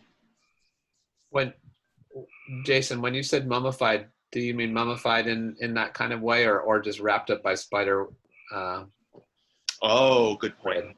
It was not wrapped in spider, but nor was it a classic Egyptian mummy. It was a human form, so it wasn't one of these creatures. And it was curled up, and its skin had been dried against its bones, but it still had the skin, right? It's that kind of mummification. Like whatever the circumstances were, it was preserved, but it was all like brown and desiccated. Yeah. There's some sort of preserved corpse, and it's not a Pico. And how does Taimi feel about? I mean, you saw how the Venati buried their dead, right, on these islands in the water. Mm-hmm. But you guys bury your people in the woods. So you allow nature to kind of reclaim them. And is that one of the things that's so creepy about this, is that it's a underground room with a body in a, is that one of the strange things about it, or what really creeps you out about it? Well, I mean, for Taimi, I think it like is affirming that these are not, that there's evil at work, because, you know, her understanding is like you put a body in the forest and like life reclaims it and like decomposes it and takes it, and sure there's bones left, but this seems unnatural. You know, Taimi would not say that a cave is not an ecosystem, but the fact that it has been left in this ecosystem and has not been reclaimed like that is a very troubling idea. Got it. Great. Okay, so Mirren poses this idea, and am I right in that Taimi's kind of opposed to that because it seems like a bad place? I mean, I want to get the treasure that's down there. I definitely do, but like, I'm afraid of falling back to a position like that when there's some sort of magician still roaming these caverns, because then it'd be like shooting carp in a bucket With a crossbow. Did we see anything else down there when I had the torch? Were there any doors or cave entrances or? Let me see here. See if I can.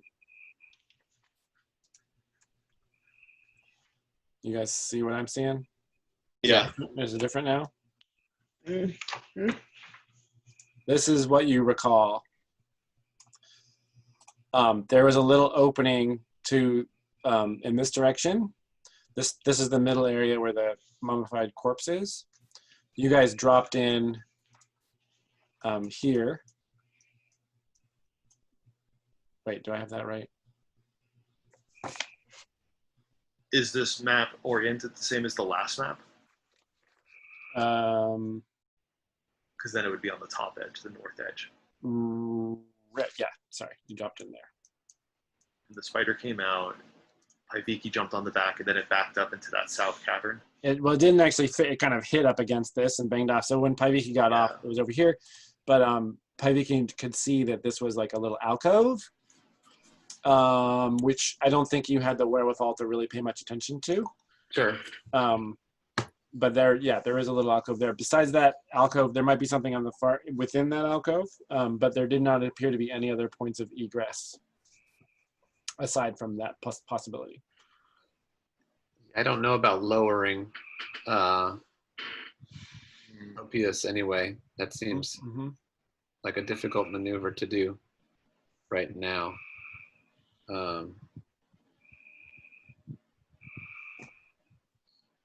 And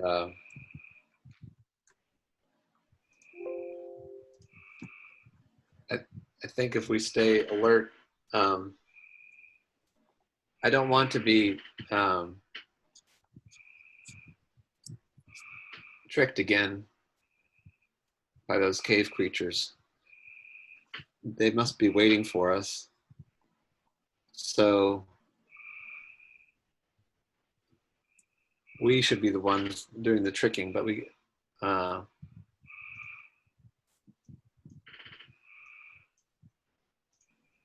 Sorry, I'm just trying to get us back to the upper level. Please, I'm listening. Yeah. Moirin, I wonder if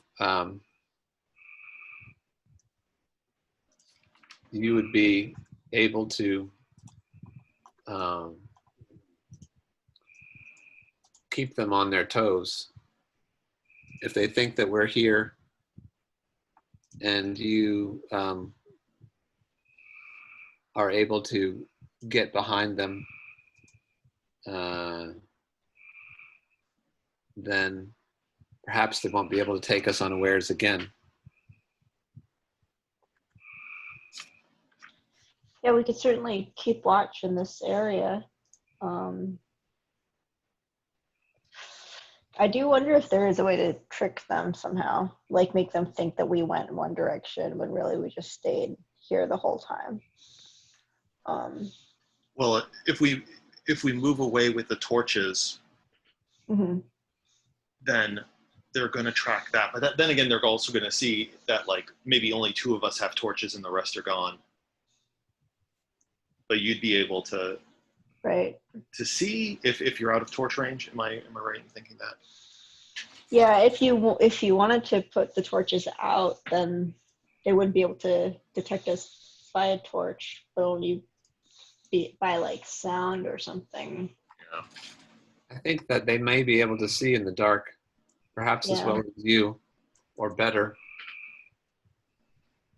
I haven't seen any torches or just these glowing pits. Yeah. They must be able to get around somehow. As far as we know, can Moirin see only in dim light, right? Not in total darkness? Yeah, that's right. So you should be able to see them if we turn if you get away from the torchlight near these pits. You'll be able to maybe hide and get them from behind if they come for us.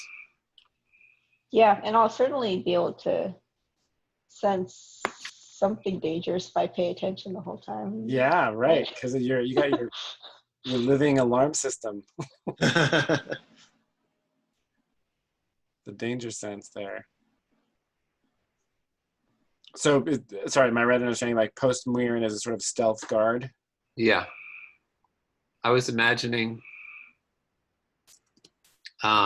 maybe we could set up I don't know if our torches will last long enough, but we could set up kind of a perimeter and have Moirin on the other side of the cave, kind of hiding in one of those nooks.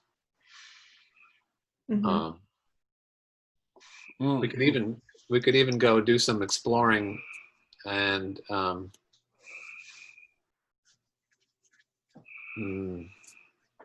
see if we can learn something. But what do you guys think? Right. It's a good idea. Let's I'm okay to post up. And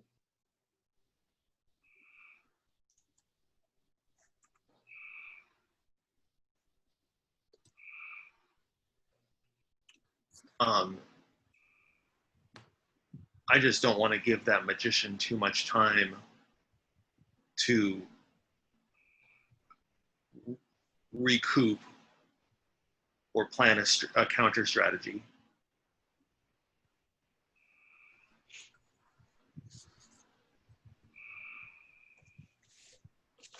So we can go after, do you think?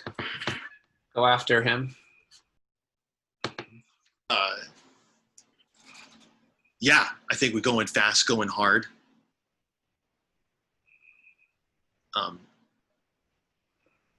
If he most likely already knows that we're still alive, so the chance that we'll catch him by surprise is low. But these things are unbelievably frail.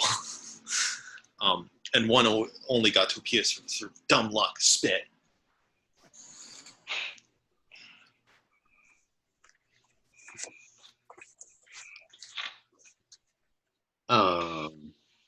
we just maybe shouldn't leave Topias by himself, though.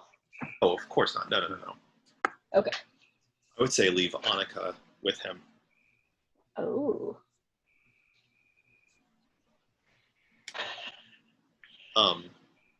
So leave Annika with the PS, Muirin as stealth guard, and Paiviki and Taimi go on the hunt. I think that if we were going to have any success, we would need Moirin with us too, because otherwise they're just going to catch us again. We need to have a person on the side to catch them unawares. Otherwise, oh, I like it. Yeah, Taimi likes that, like a flanking pincer maneuver. Yeah, otherwise they'll just get us again. Yeah. Okay, so what does that look like? Does that look like Muirin going all the way around to the other side and trying to pincer, and we try to pincer this guy in what we assume is the connecting room? Ooh. I mean, Go ahead. Yeah, I mean, she could move quietly, like with little effort, right? Oh yeah. Anything that you'd have to roll if there's anything that might actually make noise, but in here there's not like any brush or things that you could, because you have a featherlight step and whatnot, you can move very quietly through these spaces. Yeah. And paying attention to something ahead or behind me or above me that could be dangerous. Danger radar. So the only drawback there is that would require you to move cautiously.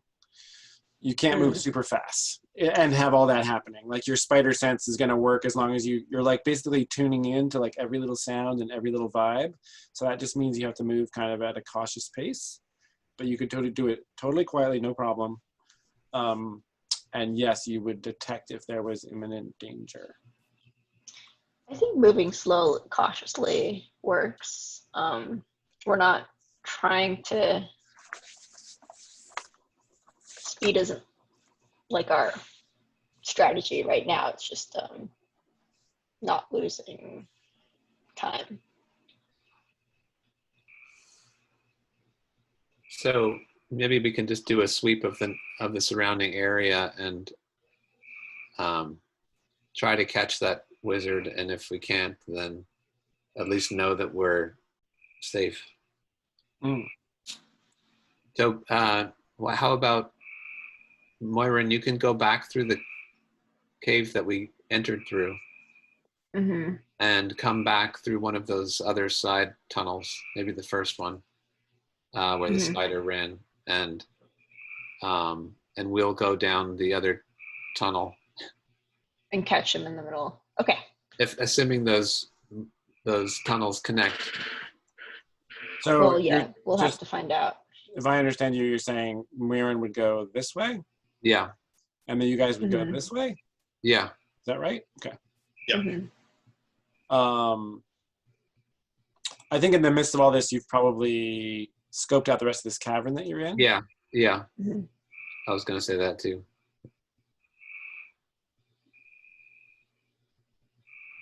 And there's nothing really new to reveal. There's a couple more pockets of those kind of nesting holes. Each one of these little things could house there's like little, they've kind of made little kind of burrowy nests in there. And just from the shapes of the nest, you can tell that each one of these holds about 6 of them. I mean, we're getting close to the end of them. We don't know. Yeah. Yeah. Like one of many rooms. But that's true. Yeah, this is nest room number 1. Right. But yeah, maybe that wizard is hightailed it out of here. So yeah, I would say we light a torch, and maybe can Paiviki hold a torch and shield at the same hand, or? Yeah. Okay. I think she's going to take that shield back from Topias. Okay. The bloody, scrapped up, the scratches of the thing on it. Yeah, it's a beat up shield at this point with Topias' blood on it as well. Yeah. She's got the shield up and her short sword. And Taimi, I assume, has her crossbow loaded, ready to come out.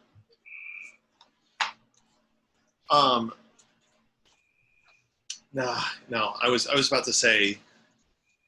Wait. Does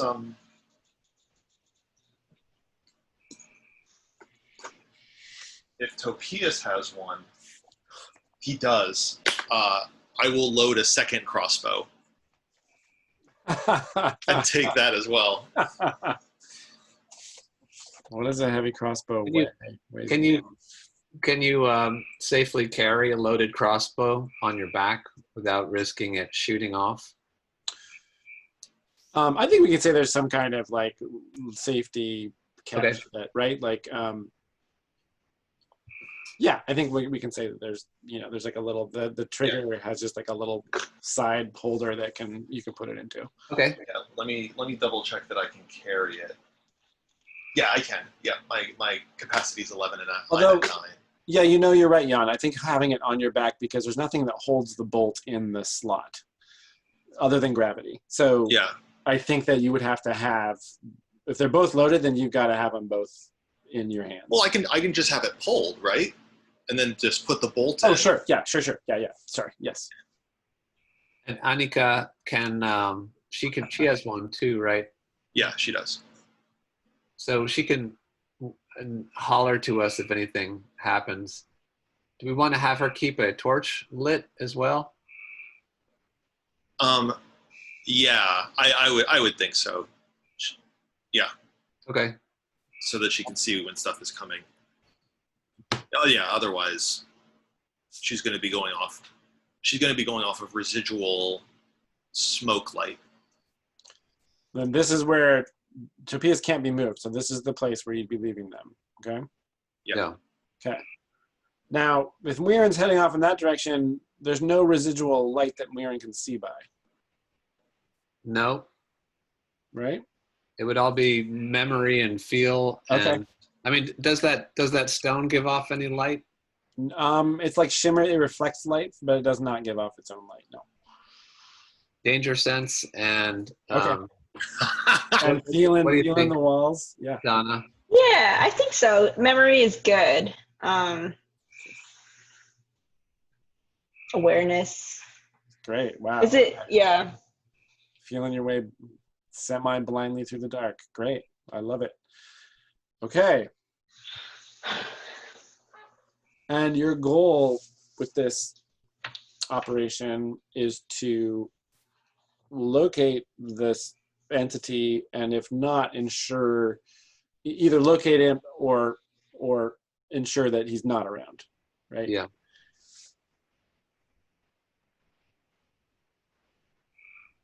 Okay.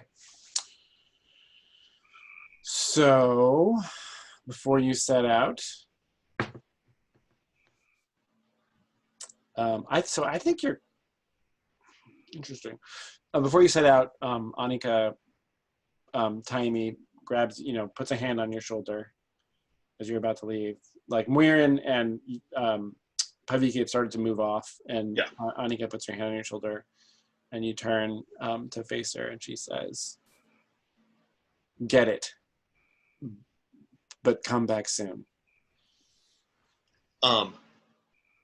I nod with like straight features, and then as I get up to leave, my face it starts to transition into a scowling, angry, rageful. Okay. I terminated. Um, Taimi made it.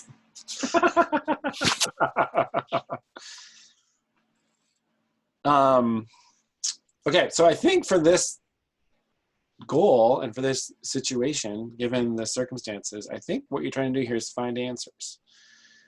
Either where this guy is or whether the immediate area is safe, right?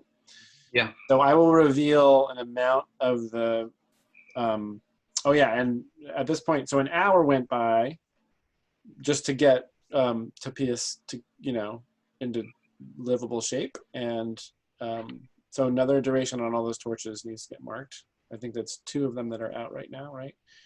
Because you decided against the perimeter of lit torches, correct? Yeah. Yeah. You guys are taking a torch with you, and you're leaving one with Annika?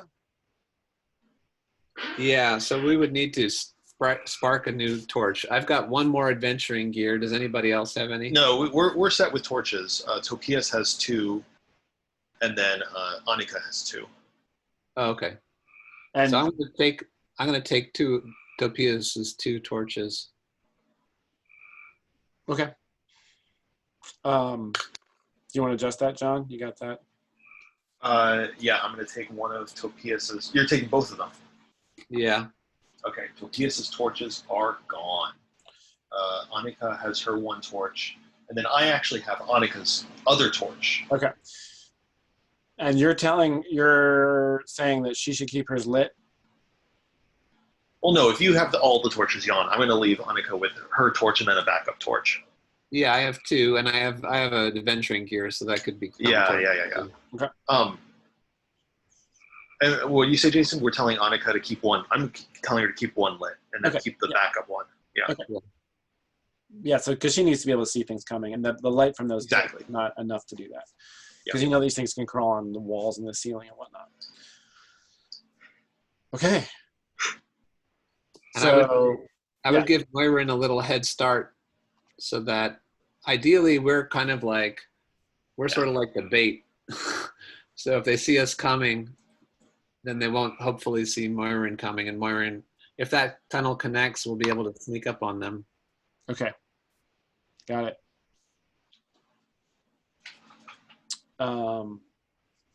Okay.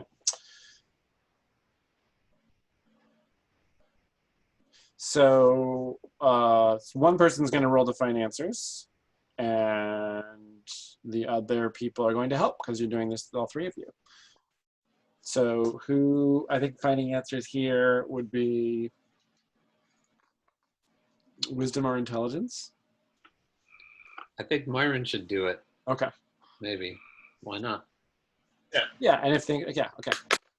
That's for the roll, and then how we interpret that roll given everybody's action will be part of what happens. So Moirin's going to make the roll, and you get +2 on top of, I guess your wisdom is 16, right? So you get a total of +4. Well, it's actually 15 right now, Oh, so 'cause you got a someone else little- could do it. Yeah. Well, I mean, you still Did get a you +1. Does Oh, anybody have a better but if modifier? Paibiki does it, I've got a +2 intelligence. But Yep. Should I roll that? Sure. Okay. yeah. Find answers. We got a 5 + 4 is 9. Okay. To find out the answers, what is the consequences of that move? Something cryptic gets told to us. On a 7 and a 9, the judge's answer is cryptic or incomplete. Doesn't have to be cryptic, but they'll tell you how to learn more. Okay. Okay, so this whole thing. So I think you're still riding on some adrenaline, even though you took an hour to get, there was a period of exhaustion. People had, drink water and tried to recover, but now heading out into the darkness, tensions are high again, because who knows what you're going to find out there. Yeah. You guys make your way. Come on, Photoshop. There we go. Down this tunnel. The ground here is given way from rock to dirt, and then it turns back into rock. And right around in here, you've like a cold draft washes across you. Let's see, your torch illuminates here, and you can tell that these 2 areas connect. And you find yourself, you're making way forward carefully, but there's a moment where you catch yourself up and you're right at the edge of a void right here. And on the far side of it, you can see the ground continuing. So if you stand on this near ledge, the ground just drops away into what looks like a natural crevasse. Who knows? Let me think. I mean, when you hold your torch out and look down, you can see the torch reflecting on some stone down below. So you don't think that it's like super deep. Maybe it's like a 15 or 20 feet down to the bottom of this pit.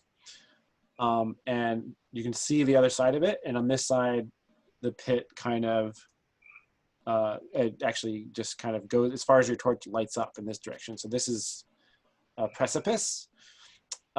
This distance here is probably, a good running jump would make it. I would say if you were going to make that running jump, anybody with lower than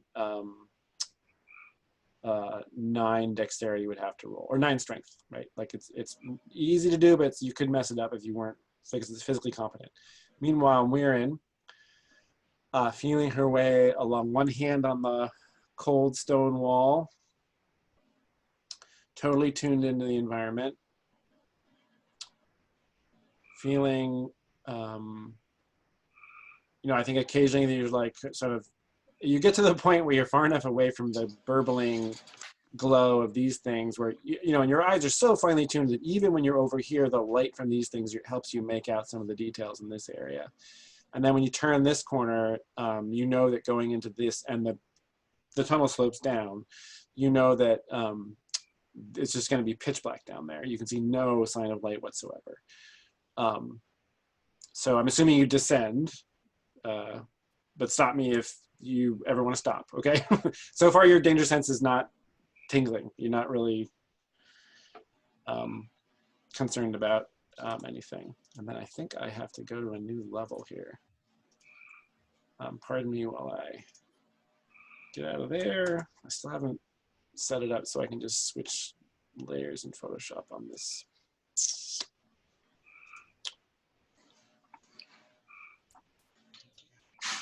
Go.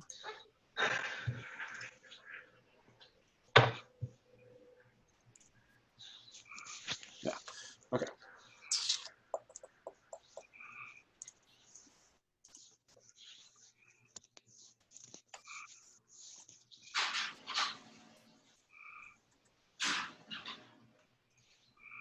Okay. All right. Now I gotta get the goddamn eraser. So you descend.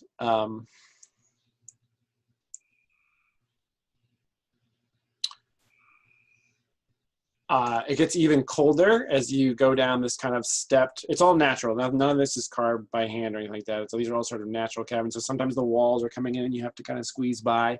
There's like sharp pieces of rock on the ceiling sometimes that you're ducking around. Occasionally you pause, and you know the difference between having your eyes closed and open is not noticeable at all. It's just utter darkness. How do you feel about, how does Muirin feel being underground? Is it a place you've been before and spent time? Is it like a kind of new and strange environment? I mean, I know there was the Cave of the Beast. This is kind of deeper than that. And I'm wondering if it's something that makes Muirin uncomfortable or whether it's no big deal. How does Muirin feel about that?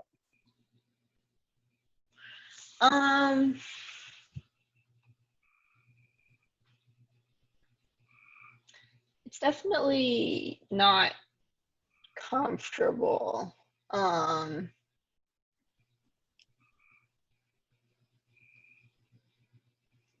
Yeah, I guess she hasn't, yeah, this is new, and so she doesn't quite feel totally,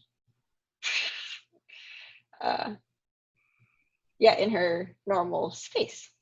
And maybe not used to utter darkness, because usually there's like starlight or moonlight or some way to see. Right. You know? So that's kind of strange and alien to you.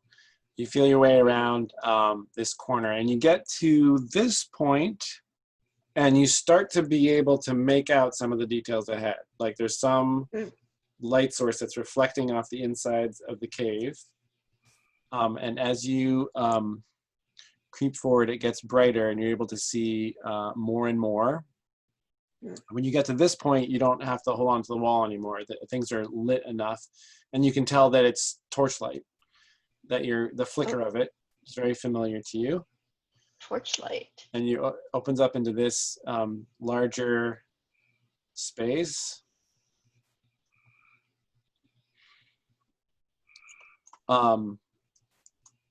Which you know, then you're totally soundless. You're like walking across this stone floor, and it drops off into a deeper crevice. And this is where the light is coming from, except that you realize it's coming from above. Oh, the torchlight. Yes. And you get to this. Yeah. Okay. Go ahead. Does it feel dangerous? No. Okay. Cool. You get to the edge and you peer up, and you're looking up a crevasse, and you hear Paiviki and Taimi exchange some word above you. Like you're at the bottom of You're at the bottom of the crevasse that they were just peering into. Yeah. Wow. So all you hear is just the faintest bit of sound, and you realize that it's your friends because you're so familiar with the murmur of their voices. And when you look up through this chasm, they've actually, well, I guess at this moment they're sort of still there, right at the edge, looking down, kind of assessing the distance and all that. So you are there below them. And on the opposite side, so there's this kind of lower area of stone, and then it looks like some kind of cavern continues, like you would step down and cross this deeper area and then climb up into another area there. And the crevasse itself extends further in this direction as well. So there's kind of two ways to go past this point. And so I think at this point, you guys have, given that that was kind of the immediate area around where you were, you've answered the question of whether the guy's here in that zone, and there's no sign of him at all. Your danger sense has not sensed anything. I would say Taimi's hunter instincts and training, having, looking at all the signs on the floor, you do see, Taimi does see recent marks that appear to be from the claws of these creatures.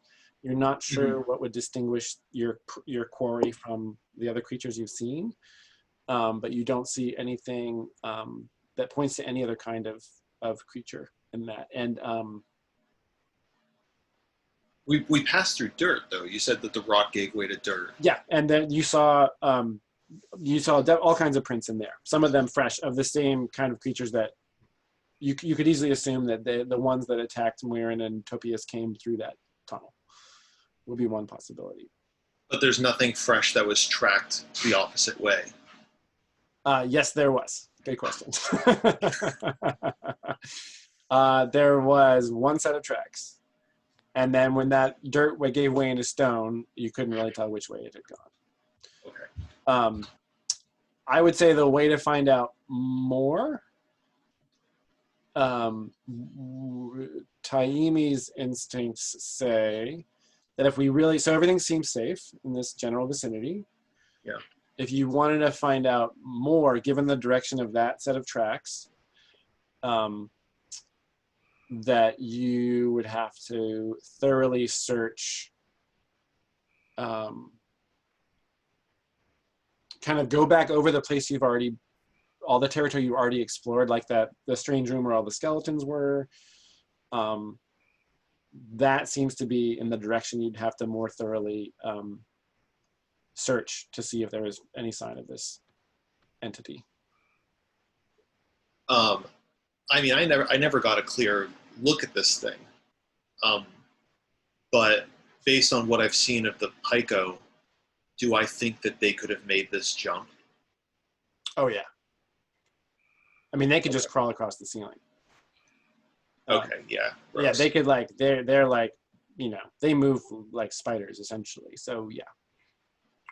Well, I'll say as much to Iviki. They could have made that jump, but they could have just as easily be hiding in the room with the skeletons or the spider eggs. This area seems fairly secure, although I'm surprised that we haven't caught back up with Muirin. And Muirin, down below, you're sort of hearing this muffled conversation. Some path must have led her deeper. Donna, if you said something, your mic's mic'd.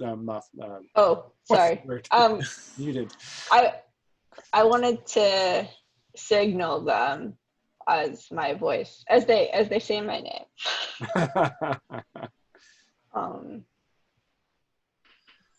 Because they're looking down, right? But they can't see anything. That's right. No, you're totally invisible to them. But so I'll just, whisper to them, I'm down here. I'm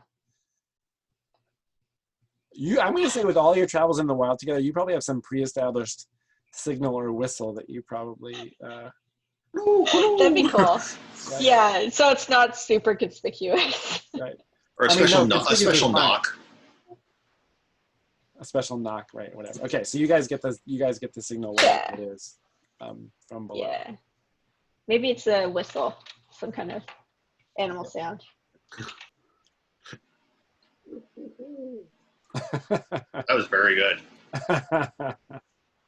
I think she's below us. She must have found some other tunnel.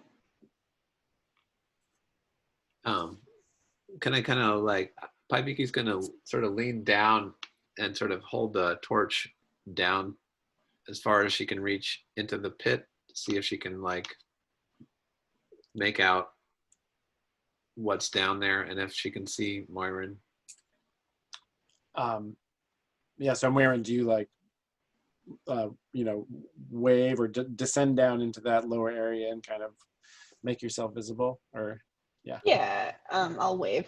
Okay, so there's If he can see me. Yeah. You can see her. Okay.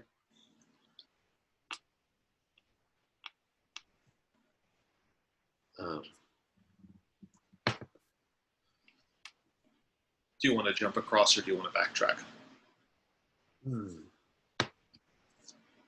Well,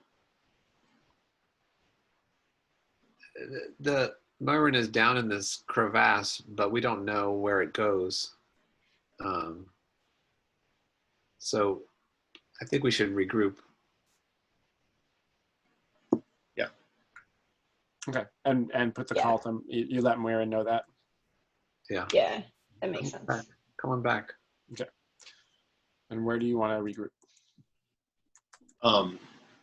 I guess we don't know technically where that tunnel that leads away from the void, the precipice leads, but I would assume we go back up there and meet her back in the main egg room. Okay. Yeah. The egg room. Okay, got it. The egg room being that's the where Topias and Anika are. Is that right? The egg room. No. The spider eggs were here. Oh, there. Yeah. Is that what you mean, John? You meant the place where this? Well, that's where I meant. Where we go from there. Because Moirin would come up this way, good. and you guys would just come up this way. Yeah. And I just say, where do you guys think it could have gone to? Are we alone? It could be hiding on this level. Muirin, what was down there? What did you see? Nothing. We it sunk down into that path that ended up being the crevasse where I saw you, and there was no sign of any creatures. Is empty. Although there are, I'll tell them that there's two. You can continue in the lower level. There's paths that we didn't explore. I didn't explore. Yeah. So. Yeah, and it seems like the gap, the crevasse that we were near together. We could have jumped across it on our end and kept on going there. I didn't get a good look at the thing. I don't know if it's youthful and spry or old and wizened. So I don't want to rule out that it could have, I don't want to be an ageist, so it could have just like jumped across and scurried away. Well, how long have we been in this spooky cave? Well, let me see. I'm trying to think, because you guys set out really early from your camp that day. You got to you had the encounter with the pit creature. You made your way across the waterfall. It's like late morning, noon, afternoon. I think it's late. Well, you have no sense of time, and I guess I know what time it is. But you guys, having been in these caves, you don't really have any sense. And then you spend an hour tending to Pius as well. It's really afternoon? Like traversing the cave is really taking that long? I would say you got to the entrance of the cave, given where you got in the morning. Well, no, you're right. I'd say you got to the entrance of the cave. Maybe it was like mid-morning. It was, but yeah. So maybe it's more closer Yeah. to noon. Okay. I just wanted to. I think that Paiviki's always having in the back of her head this, remembering the original plan, which was to get in here, find the treasure of the River King, and get out before the River King gets back. Yeah, true that. Well, I mean, now with Topias, we... Yeah, and the River King can't, I don't think, as far as I know, get into the caves that we're in right now. We never know, but yeah, we need to get Topias out, and we need to haul some of that treasure with us to Definitely. worthwhile. But I don't know. Yeah. I'm just trying to interpret, Jason, like what you were saying about like how we can learn more is like specifically backtrack. Taimi's feeling is the whole situation, the chasm, Muirin's lack of, this conversation. You have a conversation with Muirin about what they may have sensed or not. Taimi's hunter instincts tells her that her prey did not jump across that chasm. So wherever they went, but they're also not in the immediate vicinity of Topias's recovery zone. So this area up here, this whole zone, would be the place to search for any further. Yeah. Well, I mean, especially like by doing so, we'll completely clear this floor as safe once we check the bone room. So right. I'll communicate that. There was that large room with the pico skeletons. If there was any other place on this floor to hide, or this level to hide, it would be there. If we can confirm that the magician isn't there, then we'll have a large area that we know is for the time safe, and we can routinely patrol as Topias recovers his strength. Yeah. Shall we explore that room again to make certain? And then maybe circle in different directions. Yeah, pincer time. Yeah. Okay. So you guys do that, and you head up and re-enter this room. The light casting crazy shadows through all the piles of skeletons. Yeah. Oh, but we were talking about having Muirin go a different one of these other tunnels. So we would go through one, I think, and Muirin would go through a different one. Is that right, Donna? Yeah. Do you mean right? These two? Yeah. Is that right? Okay. So Muirin would make like the top one, and you guys would take the bottom one. Yeah. Yeah. Okay. Great. So then, from the ambient torchlight, Muirin can totally see everything in here. And in fact, going ahead of you guys, so that when you come in, the torch lights everything up. If anything was going to be lying in wait or stealthily, Muirin would be able to see it. So you enter, and there's no sign of anybody lying in wait or any kind of ambush. It all seems just the way you left it. As you search, and once you're assured of that, and you guys make your way through it, you end up over here together, and that's where Taimi notices that the bones here have been disturbed, very clearly disturbed, like something moved through them. And Taimi sees a place on the wall where the dust has been disturbed, and there is very clearly two of the prints of these creatures on the wall there. And when you look up, the rest of this cavern, the floor, the ceiling fluctuates between like 5 and 8 feet. You know, it's very uneven. Yeah. And there's an area here where it kind of turns into a stone chimney that goes up. Yeah. And then banks away at an angle. So when you hold your torch and look up, it kind of reflects off this stone, and you see that it went away. And clearly something recently climbed up that way. Okay. Oh, I'm sorry. The two, they were just handprints on the wall.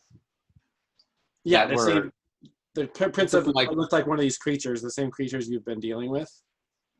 Those same prints are on the wall and indicating when you look up, when Taimi looks up the chimney, she sees like sign that one of these things climbed up there recently. Yeah. Prints in the dust. Yeah, right. Yes. There was dust kind of on the rock wall. Oh, okay. The prints are visible because of the dust. Got it. This is really fast. I'm really fascinated about what this is. Like these chimneys, I don't know whether they're dropping bodies down here. Like, are there more picos up there? How many chimneys are there in this room? Just the one? There's just the one. Is there a way that we can block this? Because it would really suck if this is like a poop shoot straight from like Pico HQ. Well, there's that other room that's filled with the Pico skulls. So, and the other body that we saw was dragged over here, although with still having a head for some reason. But the other room filled with skulls, I would think that they would take the bodies from there. I think this is an escape route or some secret chamber.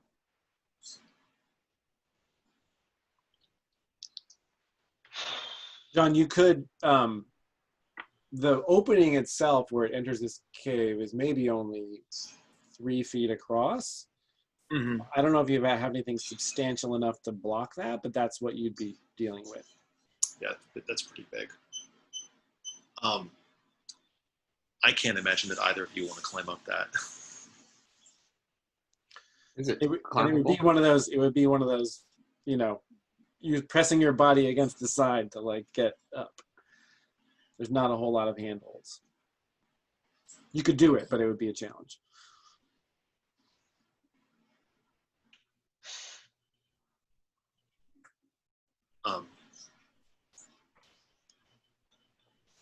We could also light a fire. The old smoke them out strategy. Smoke them out, or at least by having smoke go up there, push them. You know, that would stop him from coming this way, or at least severely be a deterrent. Yeah, we just don't know if there's other routes that they could come back by. It might be wasting our time while he sneaks around back through one of those other tunnels. So should we go back and gather up the treasure and just all stand guard and, you know, kind of circle up for the night? I think so. Or until Tokias feels better. We don't know what time it is. Miriam, what does your danger sense say? What do your senses tell you? Can I look up the chimney and say danger? Let it bounce around up there. Wait for the signal to come back. You can't. You are not in immediate danger. Oh. You can't really, feel much past your immediate environment in terms of like potential threats. But looking at that chimney doesn't give you doesn't make the hair stand up or anything like that. Yeah. So yeah, I agree. It's better to just grab the treasure and be alert to make sure they really, really don't trick us. But you said that Paiviki understood from Topias's wounds that we would have to spend the night there. Yeah.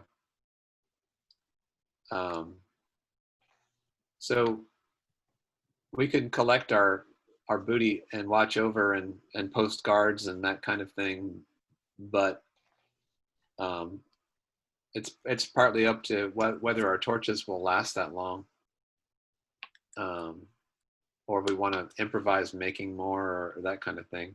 Yeah, if we could find some sort of flammable material, even if these bodies have enough stuff on them that could burn.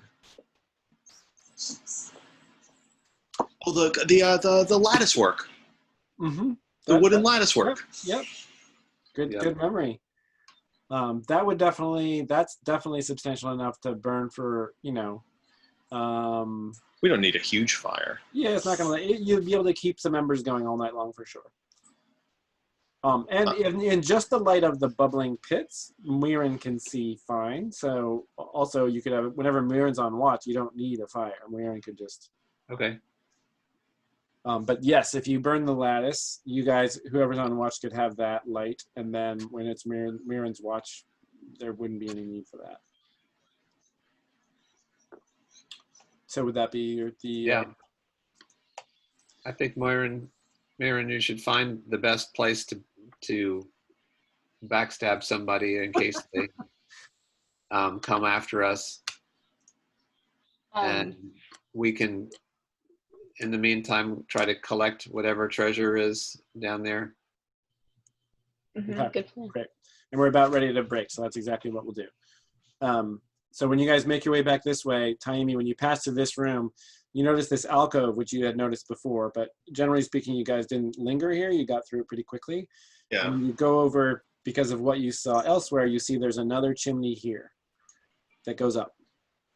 Okay. Which was easy to miss because it's just like a hole in the ceiling, right? And so without further investigation, you would have totally missed it. But given all the clues you've seen so far and your feeling about where this thing might be, that's you go ahead and check out that alcove, and that's what you see is another chimney. Yeah. And then you guys make your way back to the campsite.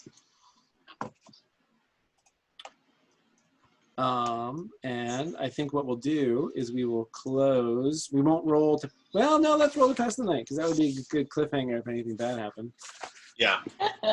Everybody's got to mark, so all told, you've got to mark 5 rations. Okay. Whoever's in charge of that. Let me check to make sure. Yep. I mean, everybody should have rations, both Annika and Tokias. I don't think I brought any rations. I'll give you one. In fact, yeah, like I'll hand you whatever, like a piece of hardtack or whatever our rations are in it. Thank you for jumping into the cave. Both you and Annika. I talk a big game, but that might have been the end of me. Wow, with that little admission of, oh my gosh, wow. Well, I mean, I think that like there's a bit of a reality check here. Tokias is sitting there, on death's doorstep. Got it. Yeah. Yeah. It sounds like you and Paviki might be keeping company. Sure, I will reap the game benefits of keeping company. Yep. And Paviki says, I wouldn't have survived today either without all of your help. To everyone? Yeah, I was dangling over a pit just hours ago. I think everybody's keeping company. I think everybody's having a little, we had a brush with mortality. Yeah. And we're just glad that Topias is still hanging in there. Yeah. I'm just trying to think if there's any reason why anyone, I could just give you all a bond with each other, which makes a lot of sense. I mean, maybe it doesn't make any sense to roll here because how would this conversation go poorly? Do you know what I mean? Yeah. Like Annika's not resentful about anything. Everybody's just happy to be alive. Yeah, I don't think anybody made like an overly selfish decision that like led to Topias getting hurt. Yeah, no. I mean, Muirin was doing her best to defend him, and yeah. For sure. I mean, and he was completely handling those things. I mean, sometimes it's really bad luck. Yeah, a hit gets through. Okay, so everybody gets a bond with everybody else. Nice. Doodle, doodle. Does that include Anika and Topia? Well, I don't think it includes Topias. I think when he comes out of this, he'll definitely have one, so I might as well give it to him now. Okay. Doodle.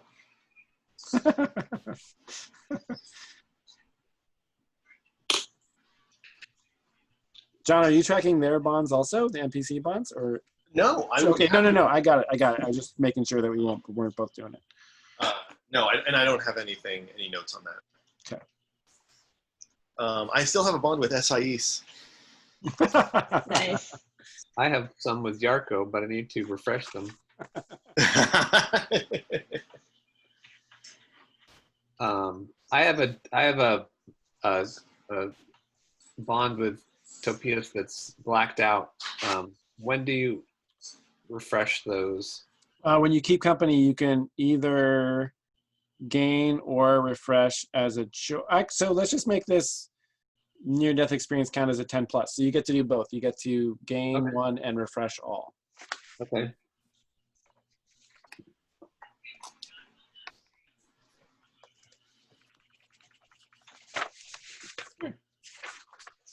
Okay.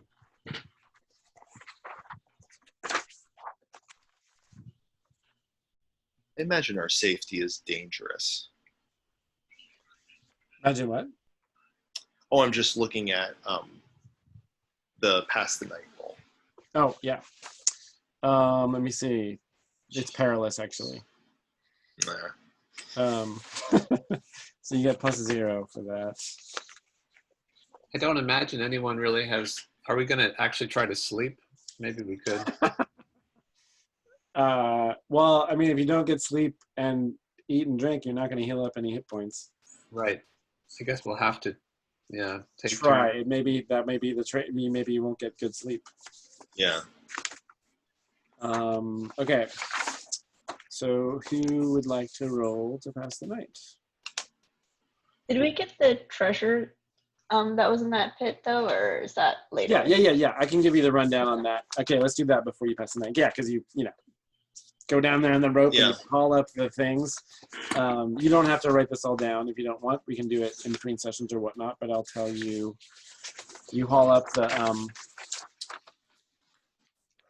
these hides, these animal hides with one of them is clearly Taimi. One of the hides is clearly one of those river lizards, the ones that accompany the River King. The other two are like small mammals of some kind. And what you get is an oxidized copper figurine of some. So Muirin recognizes the style of this figurine as belonging to that of the Enin people, who were an ancient people that nobody knows much more about, aside from perhaps some scholars. And there's not a whole lot of sign of these people anymore, but there's like the style of this figure, the particular kind of clothing it's wearing, the particular kind of hat that it's wearing is something that Muirin recognizes as being in the Enin style. It's just it's a figurine maybe 6 inches high and remarkably intact, given that it's just made out of copper. Sorry, what were you gonna say, John? I didn't say anything. Oh, sorry. A silver coin about this big, on one side stamped with a stylized flame, and on the flip side stamped with with water that is in the same kind of shape, like a splash of water that's in the same shape. A copper miniature of what looks like some kind of four-legged animal, but it's too crude to really understand what it is, to see what it is. There's actual bundles of furs. The main mass of these things that the creatures used as bait for you, the main mass comes from these furs that are tied up in bundles. Very nice. Taimi feels the fur, and it's like really super nice fur. a carnelian, a flawed carnelian, which is the same kind of stones that the Venati commonly use in their finery. I mean, you guys don't know all about the names of gemstones and whatnot, but let's just say there's a small green stone, a chunk of, we would know that this is jade, like a chunk of jade about this big, just a raw chunk of jade. 2 large red gemstones that are cut, so they're faceted, which is unusual. Each one of those is maybe an inch in diameter.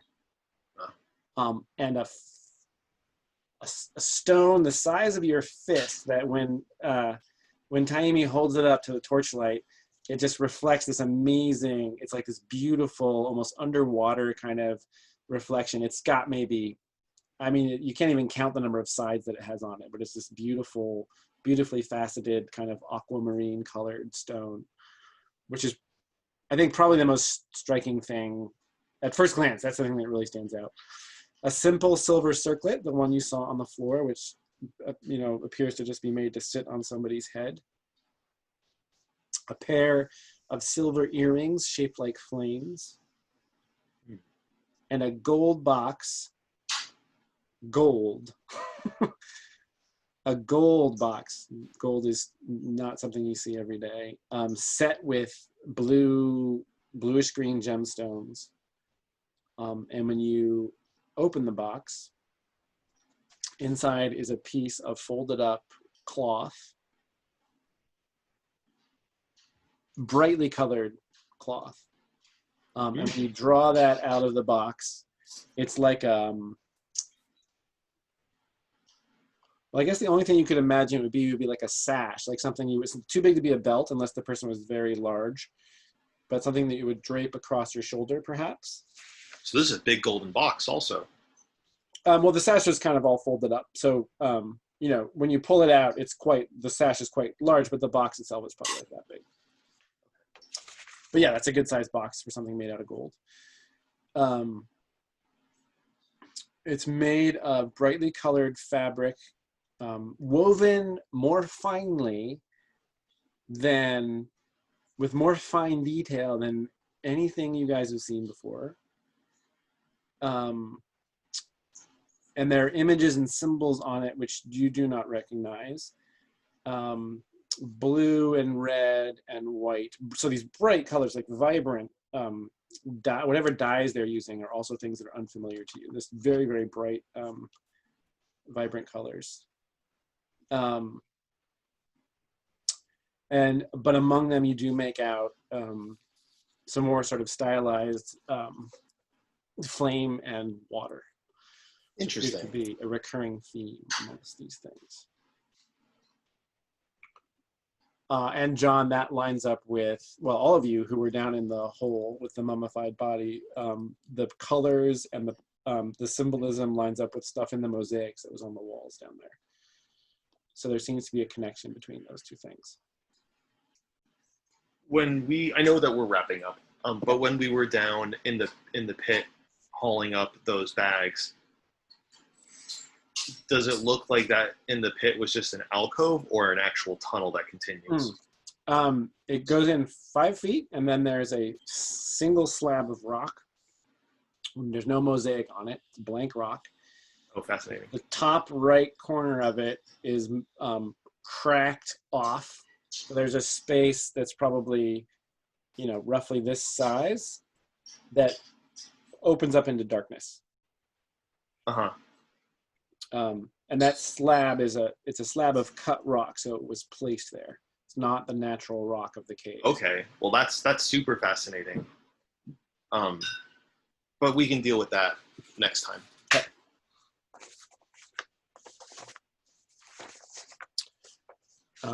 Great. And now you're gonna pass the night. Who wants to roll? Amy. No, I see. Hand on the nose. Donna's almost accidentally got her hand on her nose. You guys know that? Oh! Is Myron going to stay watch the whole night? I get to the question. So that everybody else can get it. Could. I was just thinking if we want to keep that advantage of having an ambush potential, Yeah. it might be useful. Yeah, that sounds okay. But does that mean it's I don't get to increase my like my wisdom or something back to normal, right? You would not be able to heal up. Oh wait, you would actually take a point of ability damage of your choice. Oh, okay. And not be able to heal normally. And you don't normally when you spend the night restful, you don't get a ton of hit points back. It's only like 1 or 2 or 3. So you would not get the healing that comes with that, and then you would suffer a point of ability damage from staying up all night.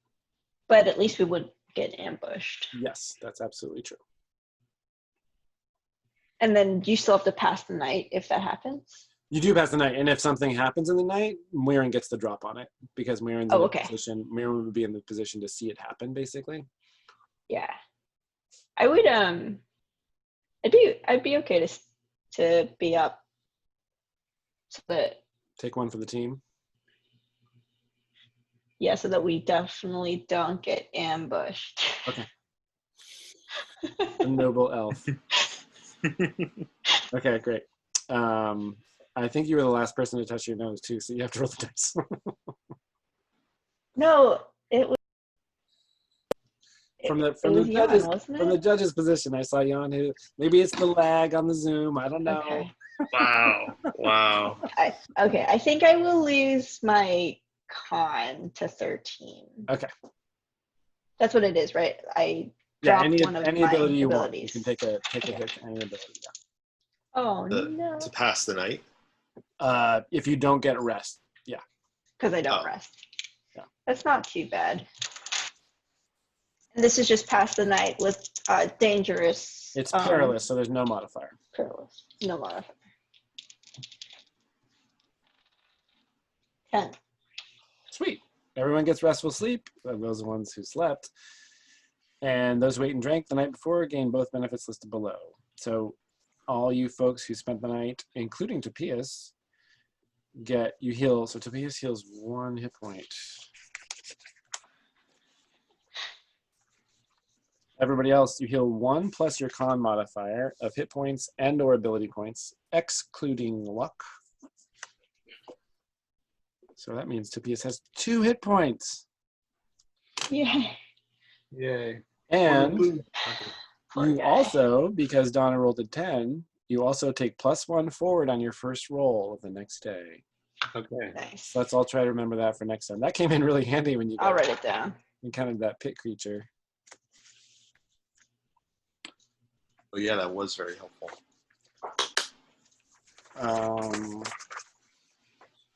Okay, and then we are wrapping up.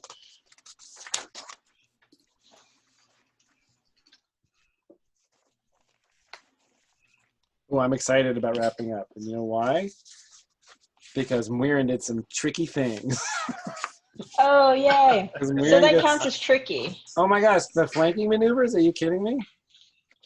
Totally. That's cool. Okay, I'll do that more then. You did not just face them head on. You like flanked You them. jumped off them. You jumped off of them. Oh, that was the best. That was totally sweet. We don't need any fighters. What's that? Mirren. We don't need all these fighters with Mirren around. Fulfill your alignment goal. I don't think nobody. no. It doesn't really come into play in these dungeon environments. Fulfill at least 1 trait in a memorable way. Anyone? Well, I was bold. then no question. Yeah. Trademark maneuver. I think you just got to get above things. Yeah. Get from above. I was irritable, but I don't think in a memorable way. Oh no, I rage rushed that guy who hurt Topias. Yeah. You rage rush that guy, and you just the way you described turning away from Annika and then having your face contorted by rage. That totally fits. Like that worked. Mirren, I felt like you stayed focused during the fight. Yeah. I felt you were very decisive and focused during that whole thing, and even ruthless. I mean, Yeah, 100%. Yeah. I think it's ruthless to throw a creature into a pit of liquid This is true. that you don't know what it does. This is true. You turned him into a cloud of red vapor. Fighters both get XP for solving problems with physical prowess. Thief gets XP for solving a problem with trickery. Did you make an exciting discovery? You discovered the treasure last session, right? You got XP for that. Yeah, right? Yeah, Yeah. we did. And was there another exciting discovery? You saw this Giant spider? You saw Oh, this? the mosaics. Okay. The cool. mosaics and like the continuity of the flame. Oh and yeah, the water. yep, excellent. Yep, everybody gets XP for that. Overcome a difficult obstacle, absolutely. Everybody gets XP for that. Acquire memorable booty, yes. Yay. That's a lot of XP. Yeah. Nice. Where are you at now? Like halfway to level 5? Yeah. Roughly? Yeah. A little bit over halfway. Yeah, 1 point over half. Okay, great.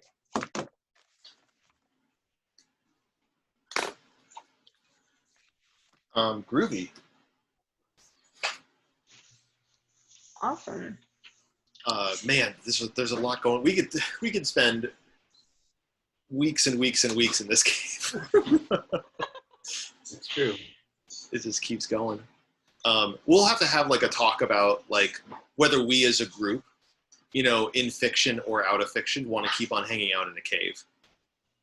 Yeah, Because I realize it's like a very different gaming experience. One that I totally enjoy, but I would totally respect that, you know, like we should spend some time out of the cave. Maybe we bring, after the night, we bring Topias out. Maybe we come back. I don't know. Yeah, those are totally questions to be discussed. We can have an in or out of character talk about that. For sure. And also, you know, the way this kind of campaign goes, the sandbox campaigns, is just open-ended and it could go on indefinitely. And I don't want anybody to feel like obligated if it's not working at all for you anymore. So just keep that in mind, and that there's we can figure out how to resolve that as well. Maybe there'll be an endpoint that makes total sense, and we'll know it when we come to it, or maybe it'll just taper off, or maybe it'll go on for years. Who knows? But I just, you know, I want to make it clear that there's no problem if, you know, if it just feels like not something that you want to do anymore, or you're ready to move on to something else. Not a problem for me. Although I'm enjoying it very much, which is great. Yes. Thanks to all of your excellent efforts. I hope it's useful in terms of learning about how to make the game work. Oh, super useful.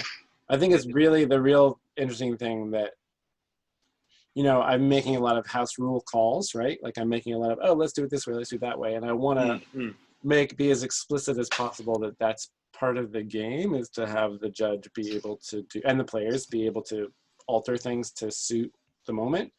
Because you can't have rules for every contingency, and I don't want to write rules for every contingency.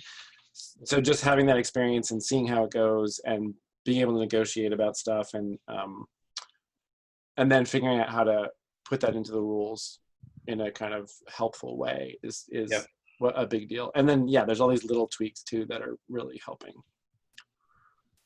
It's very useful for me. That's one of the more interesting things, is when weird stuff happens and just hearing what kind of call you make on it. Yeah. Like, you know, when people are helping each other, or when to use a saving throw versus like a fight roll and all that kind of stuff.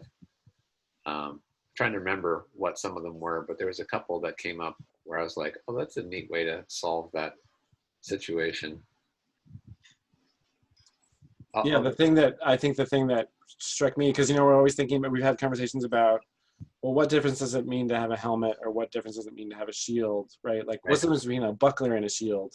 And it's all this fiction. It's these fictional differences that there's no mechanical equivalent for. And in this case, there's the question of the helmet arose, Yeah. Then also there was a point where Topias was not able to use his shield, so he was particularly vulnerable. Yeah.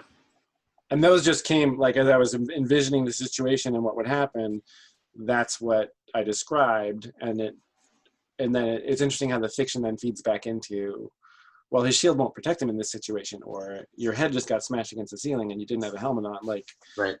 it's interesting to see those situations arise, which is not Yeah. something, you know. Yeah. I mean, I'd be really interested to like see how a session like this would play out with someone who's more like crunchy Pathfinder, even like traditional dungeon world, where, you know, I think that you as a judge would have had a hard time kind of denying a player their shield bonus. You know. Yeah, for sure. I mean, none of us said none of us said a thing. We were just like, yeah, he doesn't have a shield bonus. Oh, he's gonna get pwned.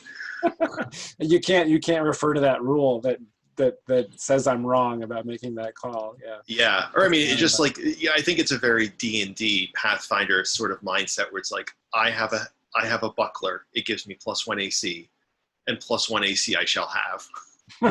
Yeah. Right. Yeah, it would be totally funny, or it'd be fascinating if somebody ran this exact same adventure but using like a more hardcore, crunchy rule set. I mean, I just think I would feel. I mean, the reason I dislike those systems now so much is it's just you get caught up in things that detract from the fiction. Yeah. You know, like the power of that moment where Topias, you know, like has the guy against the wall, pulls back the buckler, gets him. Like, I mean, he really came into his own in this cave. And you just like, you don't get that out of the turn-based hack and slash dice roll. Yeah, it's a different kind of experience for sure. Yeah, I was excited to see him shine a little bit. And then Great. Right before he beefed it. Was that okay, Jan? I was a little worried that if Topias died, it would have been really hard for you. Because I saw you kind of like holding your forehead. No, I mean, hope that wasn't too difficult. I mean, I think that the whole thing of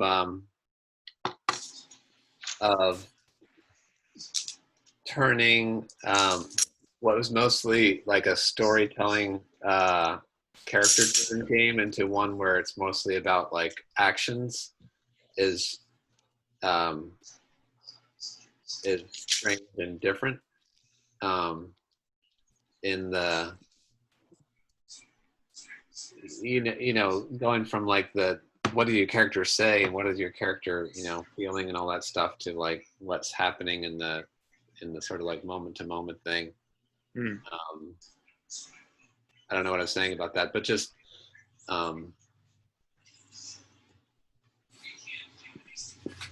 it's kind of a jump, I think. Just it's almost like playing a different game in a way. Yeah. I mean, I totally agree, and that's what I was talking earlier about, like us being in this cave for weeks and weeks. Like it is very different, and I totally want to give space to non-action gaming. But yeah, this is the way that this particular dungeon is. There's not a huge amount of opportunities for like interstitial stuff. Yeah, totally. No, it's a different vibe comes through. I mean, the way that the game, conceptually, the way that it's just modeled on, of course, all kinds of fantasy adventure games that have come before, but the way that I've structured it and talked about in the rules is that there's 3 basic components. There's being in a settlement where you deal with more social things and you engage with NPCs and you prepare and plan and get involved in whatever shenanigans are going on there. And then there's the wilderness part, which feels different, where you're trying to get from point A to point B and things might happen along the way. And then there's the dungeon, which feels very different. Yeah. So that difference is partly by design to like have these very different feelings, but that's one of the things that happens is they do feel very different from each other. And whether or not that's a good thing is definitely going to come down to like whether that's how much of you want of any part of that. I could easily see some campaigns that are just entirely based around being in a city and everything that gets going on like that. Right. I mean, I think it's cool and it's interesting. It's just such a striking contrast. And it also makes me, what's the word for it? I don't know. I keep on losing my train of thought. I think it's late. It is late. It's late for y'all. Yeah. Okay, well let's or sorry, I didn't want to. Do you want to finish your thought or? Oh, I don't really know if I could have if I had anything super coherent to say. Just yeah. No, I'll think about it. I'll tell you. Okay. Yeah, let us know. Okay, so it is late. Let's all get some rest. Yeah. Awesome. Thank you so much, Jason. Yeah, you bet. Thanks, guys. Thanks, That was Jason. super fun. It was really Everybody have a good week. You too. Yeah, you too. Bye. Bye. Bye, guys.